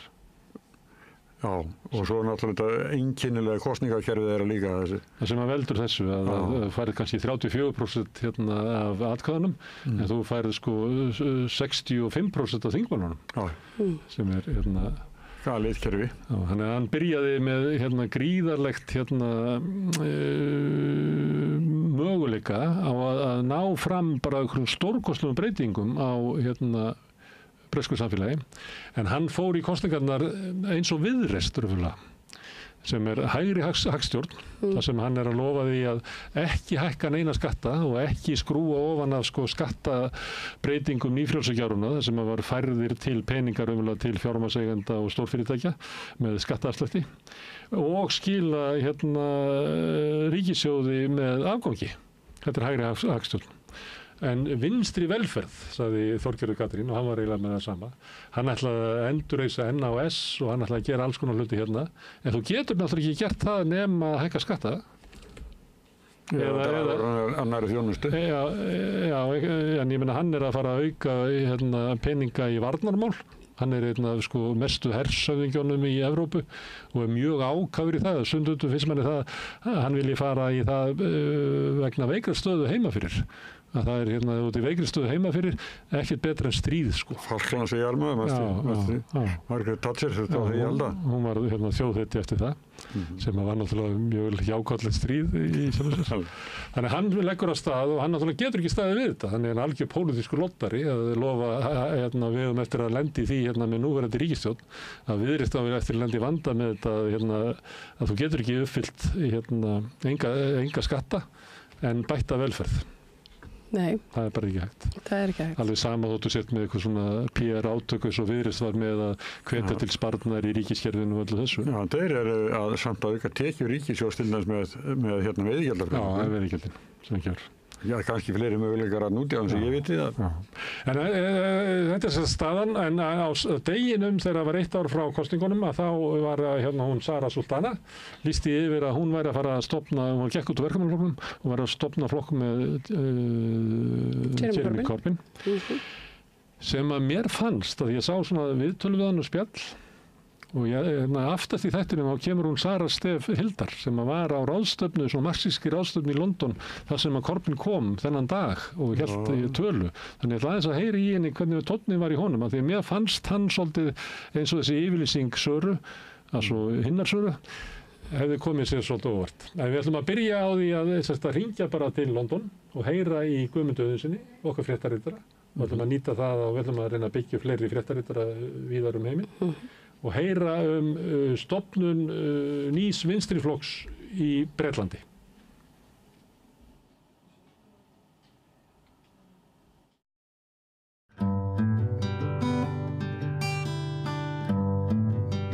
Já, þegar 1 ár var liðið frá miklum kosningasigri verkamannaflokksins sem að var kannski ekki sigur því að verkamannaflokkur bætti nú ekki mikið við sig í kjörklefunum en vann hins vegar gríðarlegan meiri hlut á þinginu og ástæðan náttúrulega einmenningskjördæmin sem eru í Bretlandi. En þegar 1 ár var liðið frá þessu upphafi Keir Starmers að þá fylltist nú umfjöllun í Bretlandi, bæði í blöðum og í sjónvarpi hversu illa hann hefði staðið sig kallinn. En það komu líka fréttir af því að það væri von til þess að yrði stofnaður nýr vinstriflokkur vegna óanægju róttækari arms verkamannaflokksins með stefnuna sem að Keir Starmer hefur markað. Og fréttaritar okkar í London, Guðmundur Auðunsson, hann hér á línunni. Guðmundur, hvað þetta stórtíðindi eða þetta svona bara stórtíðindi út á jaðri stjórnmálana? Þetta í raun og veru stórtíðindi en þetta dálítið eins og svona að þetta sé leyndarmál sem að menn hafa vitað lengi að það stæði eitthvað til.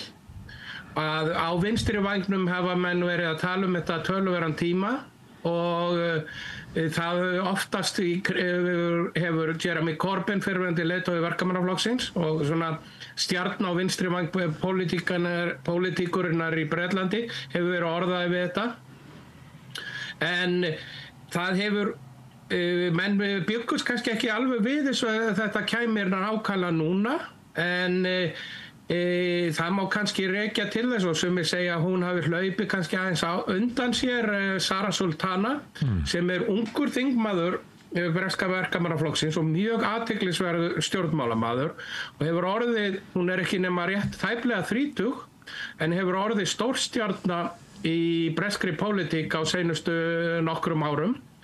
Hún þingmaður í Coventry Suður sem svæði sem að hún búin að vera þingmaður þar síðan 2019 og kom inn sem mjög ungur þingmaður, en hún neitaði að greiða atkvæði, hún greiddi atkvæði með því að aðgerð sem að Íhaldsflokkurinn kom á í sinni stjórn það að stuðningur við börn hættu eftir annað barn ef þau væru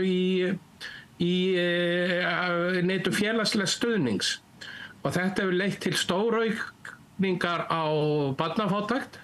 Barnafátækt einmitt mest meðal fólk barna sem koma á þessum fátæku heimilum, og það segir sér sjálft að kannski barnafjölskyldur með 3-4 börn að þau fá ekki stuðning nema fyrir 2 þeirra, þá kemur það niður á heimilisbúskapnum fyrir utan alla niðurskurðin sem hefur verið gerður lengi á stuðningi við fátækt fólk.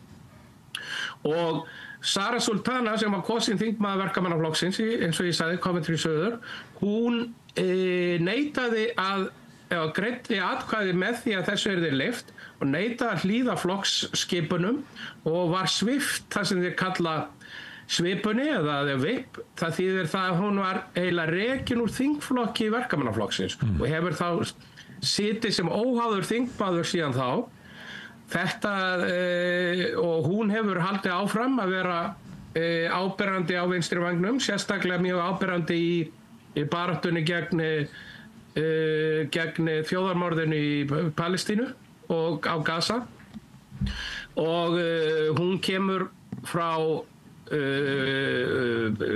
bakgrunni, svona múslima bakgrunni, en ég held nú hún sé ekkert mjög trúið sjálf, enda til dæmis helur hún ekki hár sitt heldur þó hún komi, en hún hefur mikið látið til sín taka í mannréttindabaráttu Palestínumanna og baráttu gegn þjóðarmorði, og hefur svona verið þyrnir í augum verkamannaflokksins, ríkisstjórnar verkamannaflokksins vegna þessa. Og Corbyn hefur auðvitað sjálfur verið mikið lengi baráttumaður fyrir réttindum Palestínumanna. Og á sama tíma og þessi að flokkurinn, verkamannaflokkurinn hefur dregið lappirnar, verið með svona málamynda mótmæli gagnvart Ísraelsstjórn öðru hvoru þegar þeim finnst þeir hafa gengið á land, að það hefur skapað mikla reiði á vinstri vangnum, og ekki bara á vinstri vangnum heldur nær þetta töluvert yfir í pólitíska spektrum, vegna þess að jafnvel miðjufólk sem að starfmer ætti eiginlega haug í horni hjá, að það er mjög reitt út af hjá verkamannaflokknum hvernig þeir hafa staðið sig í þessum málum, og þær hafa meðal annars haldið áfram að senda varahluti og stuðning til ísraelska hersins. Þeir hafa líka veitt þeim njósnagögn sem frá herstöðum sem þeir eru með á Kýpur, sem mjög nálægt Ísrael. Þannig að þessi reiði búin að krauma. Þessu til viðbótar að þá hefur verkamannaflokkurinn eiginlega sýnt það að þeir hafa farið í niðurskurð á velferðarmálum. Þeir hafa vissulega aukið eitthvað fjármagn til heilbrigðiskerfisins, enda var það búin að vera í fjársvelti í langan tíma, en á móti hafa þeir skorið niður og hafa reyndu að koma í gegn tölvöru niðurskurði á stuðningi sem að fyrst og fremst stuðningur við öryrkja og þá sem eru frá vegna langvarandi veikinda frá vinnu. Þetta átt að skera niður töluvert, en þá var það uppreisn í verkamannaflokknum og ríkisstjórnin varð að draga þetta stóru hluta tilbaka. Þannig þessi er svona umræðan sem er búin að vera að krauma lengi niður, lengi í flokknum, og það er greinilega eftirspurn eftir nýjum flokki á vinstrivangnum. Það er alveg svo sannarlega. En ef að þessu verður, og Corbyn var náttúrulega kjörinn sem óháður og Sultana er núna orðin óháð, búin að ganga úr flokknum. Ég man að þegar þessar deilur voru niðurskurð á velferðarkerfinu þá var verið að lista upp svona 50 þingmenn sem að voru í andstöðu við Starmer í því máli. Er von til þess að einhver hluti þingmanna Verkamannaflokksins muni ganga til liðs við nýjan flokk, kannski fólk sem að er í þeim byggðarlögum þar sem er svona hefð fyrir róttækari stefnu eins og í Liverpool, Birmingham og einhver af þessum borgum sem að hafa oft róttækari hluti Verkamannaflokksins hefur verið við völd í sveitarstjórnum, er að það fólk horfi fram á það að annarkort fer ég með Corbyn og félögum og reyni að verja þingsæti mitt sem fulltrúi nýja vinstriflokksins, eða ég tapa fyrir fulltrúa nýja vinstriflokksins í mínu kjördæmi. Er þetta komið svo langt að menn séu í svona pælingum? Líklega ekki, sko. Kosningar verða öllu líkindum ekki fyrir eða þurfa ekki að vera fyrir 2029. Þannig að það er töluvert fram að því og þannig að það er bara 1 ár liðið að 5 ára kjörtímabili.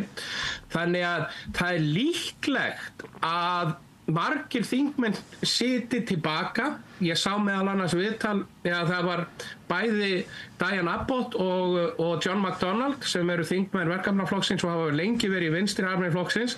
Og miklir samherjar Corbyn.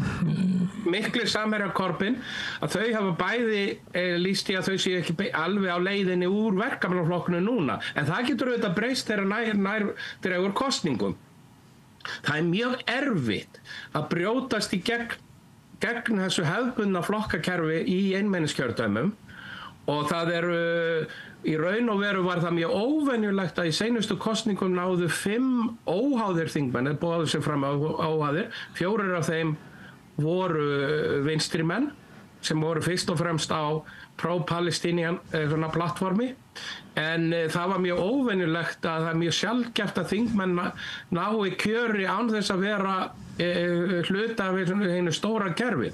En það er orðið mikil upplausn í einu pólitíska kerfi í Bretlandi, þannig að þó að svona tilraunir hafi ekki tekist, hafa reynt að gera þetta fyrir 20 árum með því að búa til nýtt vinstra framboð sem náði hvergi fram, náði engum árangri í raun og veru vegna þess að þá var flokkakerfi miklu fastari böndum. Nú í dag hefur til dæmis sýnt að Reform hefur komið utanfrá og er að mælast með 30%, næstum því 30% fylgi í skoðanakönnunum og stórsigur í sveitarstjórnarkosningunum sem fóru fram í maí. Þannig að það sýnir sig að það er mikil upplausn á fylgi. Fólk er ekki eins, fólk mætir ekki bara kýs sinn gamla flokk, þó að það hefur verið ákveðin hefð fyrir því lengi í Bretlandi að fólk mætir og heldur fyrir nefi og kýs annarkvæmt Verkamannaflokkinn eða Íhaldsflokkinn þó það sjóa nægt og hugsanlega svona sem mótmæli að kjósa Frjálslyndaflokkinn. Græningjar hafa náð svolítið fram, en þeir eru svona freka takmarkaðir á ákveðnum svæðum í Bretlandi og hafa svona ákveðna svona áru að vera millistéttaflokkur, frekar heldur verkamannaflokkur, þannig að þeir hafa ekki náð miklum árangri á verkamannasvæðum í Bretlandi. En þetta við sýnt að það er hreyfing í gangi og það má taka sem dæmi að það var gerð könnun sem var birt í New Statesman fyrir rúmum mánuði. Það var áður en að Sara Sultana steig fram og lýsti því yfir og hún myndi stofna nýjan flokk eða það sem hún og Jeremy Corbyn myndi leiða, að þá var sýnt fram að það væri svona 10% kjósend sem getur vel hugsað sér að gera það. Þar á meðal 34% yngstu kjósendana og var flokkurinn langstæðstu meðal þeirra. Þannig að það er greinilega ákveðin eftirspurn og upplausn í kerfinu, þannig að ég held að það sé miklu meiri möguleikar að nýtt framboð nái í gegn núna heldur en til dæmis í senustu stjórn Verkamannaflokksins fyrir 20 árum. Já, þannig að það er ekki von til þess að það byggist upp öflugur þingflokkur í kringum Sultana og Corbyn. En hins vegar var maður varð við það þegar eitt ár var liðið frá kosningunum að það voru allir miðlar, hægri og það er nú ekki mikið af vinstri miðlum í Bretlandi því miður. En það eru svona podcast og fleira sem maður getur fylgst með sem eru á vinstri vagnum. Allir voru eiginlega sammála það að ef að verkamannaflokkurinn ætlaði að lifa kjörtímabilið enda þá ættu að íhuga það að skipta mann í brúnni. Er það þannig að Geir Starmer sé næstu því það sem stundum við kalla svona dead man walking? Já, ég held að það sé nokkuð ljóst að það kæmi mér ekki óvart að það yrði skipt hann áður en að kjörtímabilið búið, en það er mjög ólíklegt að það verði gert eftir svona stuttan tíma. En menn hafa stundum verið að tala það ef hann ekki næst árangur, það eru eiginlega hverju ári eru sveitarstjórnarkosningar í Bretlandi og þá kosið hluti af sveitarstjórnum í landinu og verkamannaflokkurinn fekk hræðilega kosningu núna í maí og menn segja ef að næsta ári náist engin árangur þá verður honum hugsanlega ítt til hliðar. En það Starmer þetta mjög óvinsæll og hann hefur orðið mjög óvinsæll mjög fljótt. Hann mjög litlaus stjórnmálamaður, vinstri fólki finnst hann hafa svikið það, hann hafi komist til valda á fölskum forsendum og svona miðjafólki finnst hann litlaus, þannig að það kæmi mér ekkert óvart að það yrði gert, að það yrði einhvers konar uppstokkun í forystu, sérstaklega ef að þessi flokkur nýji vinstri flokkur fer að ná ákveðnum árangri og varðandi þingflokkin að þá gæti, það allavega ljóst að það öllum líkir alveg örugglega 6 þingmenn ef að flokkurinn kemst á koppinn vegna þess að það eru 4 óháðir þingmenn sem myndu gangi í hann, pluss Corbyn og Sara Sultana. Það eru svona 50-60 sem maður myndi kalla mjög sterkir vinstrimenn í þingflokki verkamannaflokksins og síðan kannski 100 í viðbót sem eru svona soft left og það gæti vel gerst að þessi hópur ef að nýr flokkur nær fótfestu að þá nái færi hluti af þessum þingmennum eins og Diane Abbott og John McDonnell sem eru þingmennum eins og frá Liverpool hugsanlega og Manchester svæðinu gætu fært sig yfir. Ég held að menn sé ekki sjálfur hrættir við að stökkva margir vinstri þingmenn sem eru ennþá inn í verkamannaflokkurinn sé hrættir við að stökkva ef að þetta næri ekki gegn vegna þess að þá geti verkamannaflokkurinn meira að segja verið án þeirrar vinstri raddar sem hann þó hefur í dag. Ég held að þess vegna séu menn að halda að sér höndum. Sem klassískt svona vangavelta meðal vinstri manna í einmenningskjördæma ríkjum hvort að maður eigi að búa til hreinni eða skárri vinstriflokk eða hvort að maður vera að sætta sig við það að berjast fyrir vinstrinu inn í flokki sem uppfullur af málamiðlunum og oft leiði til svona hugmyndalegs og hugsunalegs dauða. Þetta á við demókrataflokkin og verkamannaflokkin.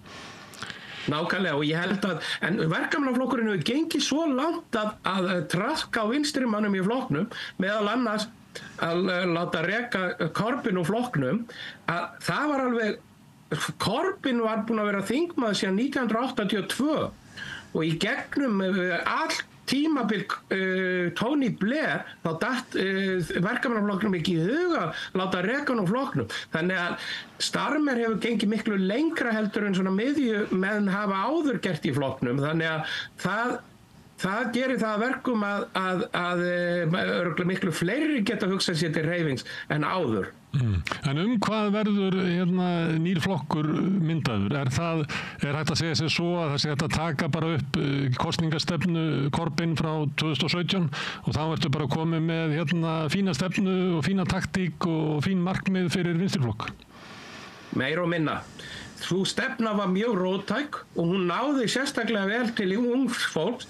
Í kosningunum 2017 þá var stóraukinn kjörsókn, sérstaklega meðal ungs fólks og mikið af fólki sem sá enga tilgang að kjósa áður kom og kaus verkamannaflokk Corbyns. Þannig að mjög líklegt að stefnan yrði byggð á þessu nýrri róttækri efnahagsstefnu, nýrri róttækri pólitík, stórhækkun skatta á hátekjufólk, fyrirtæki og svona klassískum vinstri skoðunum til viðbótar þessu kemur auðvitað það sem að venstrimönnum sérstaklega og ekki bara venstrimönnum eins og ég benda á áðan heldur að finnst vera svik við málefni Palestínumanna og bara að fólk gapir yfir því að það sé hægt að vera með þjóðarmorð í beinni útsendingu án þess að ríkisstjórn verkamannaflokksins standi í lappirnar gegn því. Guðmundur, ég sé að bakvið er svona barki eins og að þú sett að reyna að halda lífið þarna, er hitabylgja í London? Já, það hefur verið, það nú aðeins skárra núna en það var lengi vel yfir 30 gráður hérna og þá hitna húsin rosalega. Ég með skrifstofu hérna upp á lofti og einangrunin ekkert alltaf góð þannig að það hitnar þakki og það var komið upp í 30, 50, 40 stig inni á mér þannig ég fjárfesti í svona færanlegum loftkælingabúnaði og það svona haldið lífinu í mér. Hérna. Ég var einu sinni í London í hitabylgju og ég lærði það að englendingar ekki mjög þolnir fyrir svona hitabylgjum. Ég hef aldrei heyrt mikið dæs eins og var í lestónum á þeim tíma þar sem að menn voru að dæsa undan hitanum. Þeir eru ekki ánægðir með hitan. Nei, það svona lenska að húsin eru köld á veturnar og allt á heitadögum á sumrin. Þannig að þegar kemur hitabylgja þá eiginlega hvergi skjól.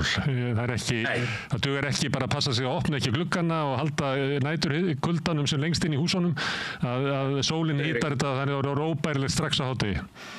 Þú verður að orða óbærilegt á hádegi og meira að segja að þá fólk eins og ég hafði stundað það áður en ég fjárfesti í þessari loftkælingabúnaði að maður fór bara í bílferð svo maður getur verið loftkælingu í bílnum. Herðu, Guðmundur, ég ætla þá að hleypa þér niður á neðri hæðir það sem eitthvað að 3-4 stigum kaldara. En takk fyrir þetta og ég fæ að slá á þráðinn aftur. Við ætlum að reyna að vera með svona hálfgerða fréttaútsendingar núna í sumar meðan að Ríkisútvarpið er að senda út fótbolta. Þannig að Bretarnir, þeir skaffa okkur alltaf ykkur að fréttir. Það eru mikla sviftingar í pólitíkinni þar. Það er nóg að frétta og ég hlakka til að heyra frá ykkur og ég finnst alltaf gott að koma yfir á samstöðuna. Kæra þakkir. Takkilega. En við ætlum að halda hér áfram spjallinu við Rauðaborðið, þess að það nú að ljúka þættinum en við ætlum að enda hann í smá spjalli. Með því að ganga í leigjendasamtökin styður þú baráttu leigjenda. Leigjendasamtökin eru fyrir öll þau sem vilja vinna að réttlæti og öryggi á húsnæðismarkaði. Leigjendasamtökin.is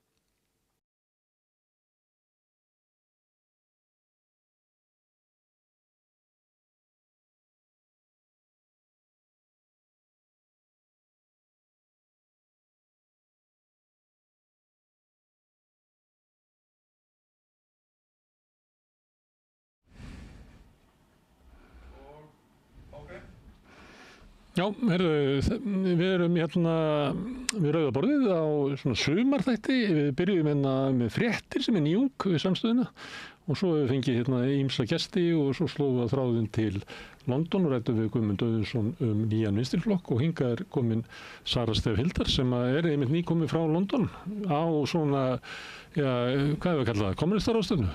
Hvað er að kalla það? Þetta er hérna besta sumarpartí ársins hérna, sem ég sótt núna, ég held að þessi 3. eða 4. sinn sem við fyrir núna kallast Marxism Festival og er haldið alltaf hérna í London. Þeirra útgáfu írskum dögum í London.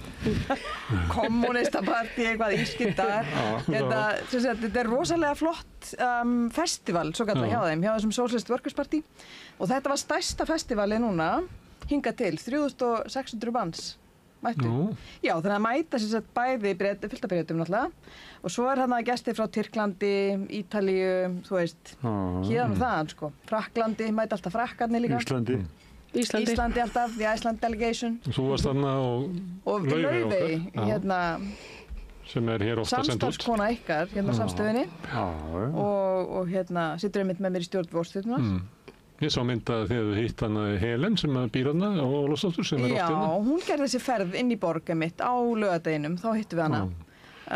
Daginn sem að Corbyn mætti. Já, ég er svona hérna langar með að heyri þér að því að fréttirnar stofnun nýs vinstriflokk kemur eiginlega meira þið eruð í partíinu og að hlusta á alls konar erindum hitt og þetta. Hvernig fór þetta í þennan hóp sem er nú líka kannski svona róttækasti hluti sósíalista í London? og í Bretlandi. Já, einmitt, sko, þetta nefnilega var tilkynnt á opnunar samkominu, svona opening rally sem að þessu sinni fór fram á næturklúbb sem mjög óvinnulegt og venjúið fyrir þessa festivalið núna marxískur næturklúbbur var í Shoreditch Film Studios vegna þess að SOAS háskólinn og breskir háskólar almennt þarna í London sem er venjulega vettvangur þessa festivals hafa sem sagt neitað að hýsa festivalið. Út af Palestínu? Út af Palestínu. Einmitt. Og það var mikið, þeir voru mjög daprir sko og sjokkeraðir yfir því að hafa ekki fengið inn í SOAS. Að Shoreditch er gott hverfi. Já, en þetta er bara mjög dapurlegt sko. En sem sagt þetta er tilkynnt Já, þetta er alltaf staldra við að það er orðið svo mikil skoðanakúgun í okkar heimshluta að fólk sem ætlar að bara fara að ræða ýmis landsins gagnanauðsinnar fær ekki að gera það vegna ótta yfirvalda að það verði bent á það ásist að þjóðamorð á Gaza. Og ég meina sérstaklega SOAS háskólinn sem sérhæfir sig í Mið-Austurlanda fræðum. Og þannig þetta er sérlega slæmt sko. En þá það sérst á fimmtudagskvöldi þá það Andrew Feinstein, hann kemur í pontu og það hann sem tilkynnir þetta bara alveg óundirbúið. Hann hefur verið á X, svo kalluðu það sem Sara settið út. Já. Og svo eiginlega sko tóku bara föstudagurinn og laugardagurinn var svolítið undirlagður af sem sagt bæði þá erindi, þau sem skipuleggja þessi erindi flokkurinn og svo líka gestafyrirlesar en það sem að flokkurinn hafði skipulagt að sínum erindum, þá var þetta svona þráður, sem sagt, hvað gerum við nú? Og í raun það sem var svolítið flott var að sko fundirnir tóku bara á sig sem sagt, umræðu þetta. Þú veist, það var bara viðbragðsflýturinn var svo mikill hjá þeim að félagar sem sátu og hlustuðu alltaf í lok erinda sem kannski hálftíma eitthvað svoleiðis, að þá var bara, þú veist, verið að ræða þetta. Og það alveg augljóst að það togstreita þarna. Þannig að félagar í Socialist Workers Party sem ekki flokkur sem fer í framboð heldur vinnu bara svona í svona breiðri fylkingu með mjög ólíkum samtökum víðsvegar Bretland og það hefur verið bara mjög fróðlegt að fara þarna til þess að heyra sko aktivisman og hvernig þeir ná tengingu eins og gagnvart sko islamafóbíu, transfóbíu, þú veist, í svona litlum bæjum hér og þar Bretland að þá hafa þeir náð að skipuleggja sig alveg rosalega vel. Og í að vinna gegn þessu, þú veist, að ná bara að kremja þessi mótmæli áður en þau taka af stað og En hvernig þetta? Mætti ég vera í Socialist Workers Party og svo í mínu kjördæmi verið í verkamannaflokknum til þess að tryggja það að verkamannaflokkurinn vinni í alls þingmannin? Já, það held ég. Það held ég. En fólki sem var á svæðinu nú að því að Corbyn svolítið svona, það voru mikla vonubundnar við breytingur sem hann gerði á verkamannaflokknum og kosningastefnuskráin 2017 var fín, svona frekar miðað við svona breskt samfélag, bara róttæk. Já. Var fólkið á ráðstefninu svona, hei, það að koma flokkurinn okkar að fæðast. Var það stemmingin? Já, sko, það var togstreita. Þannig að maður heyri það alveg á fundunum í umræðunum. Annars vegar var náttúrulega óttaðist fólk sko einmitt að glata þessari róttækni sem að Socialist Workers Party þekktu fyrir. En hins vegar fannst það líka ákveðin ómöguleiki. Þú veist, þau verða. Staðan bara þannig og sérstaklega sko, Palestína bara gegnumgangandi þráður í allri þeirra nálgun. Og í ljósi þess sko, þá það líka bara einhvern veginn sko, ómöguleiki.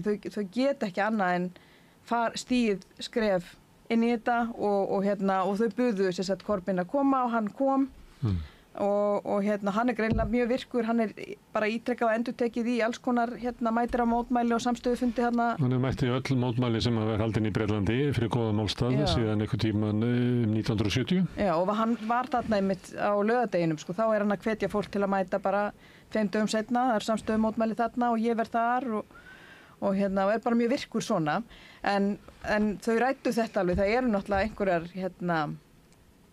togstreita þarna sko, það en enga síður þá þetta, ég sammála þeim sko, ég sé ekki að þau geti ekki gert þetta sko, að fara saman í að reyna að byggja einhvers konar svona vinstri framboð eða flokk hvað það verður sko. Sérstaklega ekki núna þegar Nigel Farage og hans hans fylgisveinar eru sko á bara hraðri uppleið og það lítur allt út fyrir það, hann er eftir að læsa á klónum hann í ansi mörg þingsæti, þannig að það verður einhverja spyrna við, en það eru líka raddir sem segja sko að með þessu, það sé í rauninni verið að kljúa verkamannaflokkinn og með þessum róttæka vinstra framboði þá sé í rauninni verið að tryggja það að Nigel Farage komist að. Já, það er líka svona með þeirra sem eru inn í verkamannaflokknum sem eru þá minna til vinstri heldur en Socialist Workers Party sem að segja það að við getum ekki farið út úr verkamannaflokknum því þá verður hann náttúrulega bara algjör hörmung sko. Þá verður hann bara viðreist og þess vegna verður við að vera áfram inn í verkamannaflokknum og haldunum þó til vinstri þá segja aðrir sem er svipað og sagt demokrataflokkin í Bandaríkjunum sem að segja það að alla tilraunir sósíalista til þess að laga þessa flokka enda á vegg. Þetta eru grafhýsi hugsjóna, þessir flokkar. Það mun ekkert koma þannig í gegn. Sömuleyti getur sagt þetta demokrataflokkin og þess að mótmæla, en ég veit ekki hvað að segja þetta verkamannaflokkin, sko, sem er náttúrulega allt annara tegundar. Þar eru ennþá sko, verkalýðsfélögin sem eru beinir aðilar af flokknum og annað slíkt. Þannig hann er allt öðruvísi fyrirbrigði heldur en demokrataflokkurinn eða samfylkingin eða eitthvað svoleiðis. Já, ég meina það verður bara mjög áhugavert að fylgjast með þessu held ég. Þú veist, Socialist Workers Party skilgreinir sig allt öðruvísi. Í rauninni, ég fór hérna á eitt fyrirlestur, The Starmer Project, sem að fjallaði hvort að Starmer væri í rauninni íhaldsamasti leiðtogi verkamannaflokksins hingað til. En þá í rauninni undirbyggðan allt mál sitt á því að í raun sko frá upphafi að þá hafi verkamannaflokkurinn alltaf gefið afslátt af sér og sinni vinstripólitík, vegna þeir hafi alltaf viðurkennt fulltrúalýðræðið, alltaf viðurkennt stofnunina þingið og leið þú gerir það, þá ertu bara ekki í róttækur sko. Þannig að en þau geta náttúrulega að tala svona, þau eru ekki að bjóða fram og þau vinna öðruvísi. En það er leiðin sem þau vilja fara, þau vilja vinna þetta öðruvísi. Þannig en ég er ekki stjórnmálafræðingur eða sérfræðingur þessi. Hvað sækir þú á þessar ráðstöfnu? Nú koma hann að vera að ræða alls konar hluti, svolítið mikið Palestínu núna býtti við. Já, svona gegnum gangandi þráðu, sko. Feminisma? Já. Ég sæki sko bara orku í þetta. Þannig að og við höfum gert það sko, því að fyrst er þetta náttúrulega forvitni bara og tengdist svolítið því að ég var starfaði með Sósíalistaflokknum. Þannig að við vildum svona aðeins bara fara á kanna landsvæði aðeins út fyrir landsteinina. Í annað sinn þá fórum við dálítið mörg saman einmitt og þá kom nú í ljós líka svona kannski smá tókstreita innan flokksfélaga sem mættu á svæði. Innan okkar hóps. Og er það eitthvað hægt í því sem er sagt að það sé alltaf spenna á milli vinstri menna? Það er alltaf ekki, já. En það er gaman að fara og hitta svona klubbfélaga sína sko. Og þau, eins og ég segi, við getum lært ýmislegt af þeim sko, hvernig þeir tengjast. Þau eru að vinna með rosalega ólíkum hreyfingum sko. Eitt sem er spennandi bara á okkar tíma og okkar heims hluta er leit vinstrisins að einhvers svona endurfæðingu. Vinstrið er í vanda og við myndum langa til þess að reyna að draga það í gegnum umræðu við rauðaborðið. Einhvern tímann datt okkur í huga að vera með þætti fram í sal sem við kannski fáum aftur aðgangað. Það sem við getum verið að ræða svona stöðu vinstrisins og bjóða fólki til þess að koma og vera gestir, þannig getur verið svona fyrirspurnir úr sal og fá svona fólk svona sem er vakandi og lifandi til þess að koma. En áður en því kemur þá kannski fæ ég þegar Laufey kemur líka til landsins þá fæ ég ykkur kannski til þess að segja mér meira frá þessari ráðstöfnu. Bara endilega. Takk fyrir að koma sem gestur í lokin á þessari nýja þætti okkar sem nýja þættur, sumarþáttur Rauðaborðsins 2025. Það sem byrjaði með fréttum og við ætlum að reyna að halda því áfram núna á mánudögum, fram á mánudögum til fimmtudags að byrja með fréttir á samstöðinu klukkan 9. Nei, klukkan 9, klukkan 19, klukkan 7 sem að RÚV ætti að vera að segja fréttir ef þið væri ekki alltaf að sýna hennar fótbolta. Við ætlum að gera það aftur á morgun og við munum þróa hana þátt. Við höfum stundum sagt að samstöðu sé tilrauna sjónvarp og þetta verða svona einhverja tilraunir fram eftir vikunni og kannski fram í næstu viku. Hvernig fyrirkomulagið þessu verður, það kemur allt í ljós. Ég ætla að þakka Söru fyrir að koma hingað og Sigurjóni og Maríu fyrir að vera hérna og öllum gestur sem að hingað komið og ykkur fyrir að hlusta og bendi á að það eru áskrifendur sem að halda samstöðunni gangandi. Ef þú vilt slást í þann hóp þá getur farið á samstöðu.is og gest áskrifandi hvetja til þess að gera það í kvelli. En ég segi þetta gott í bili, sjáumst á morgun klukkan 7.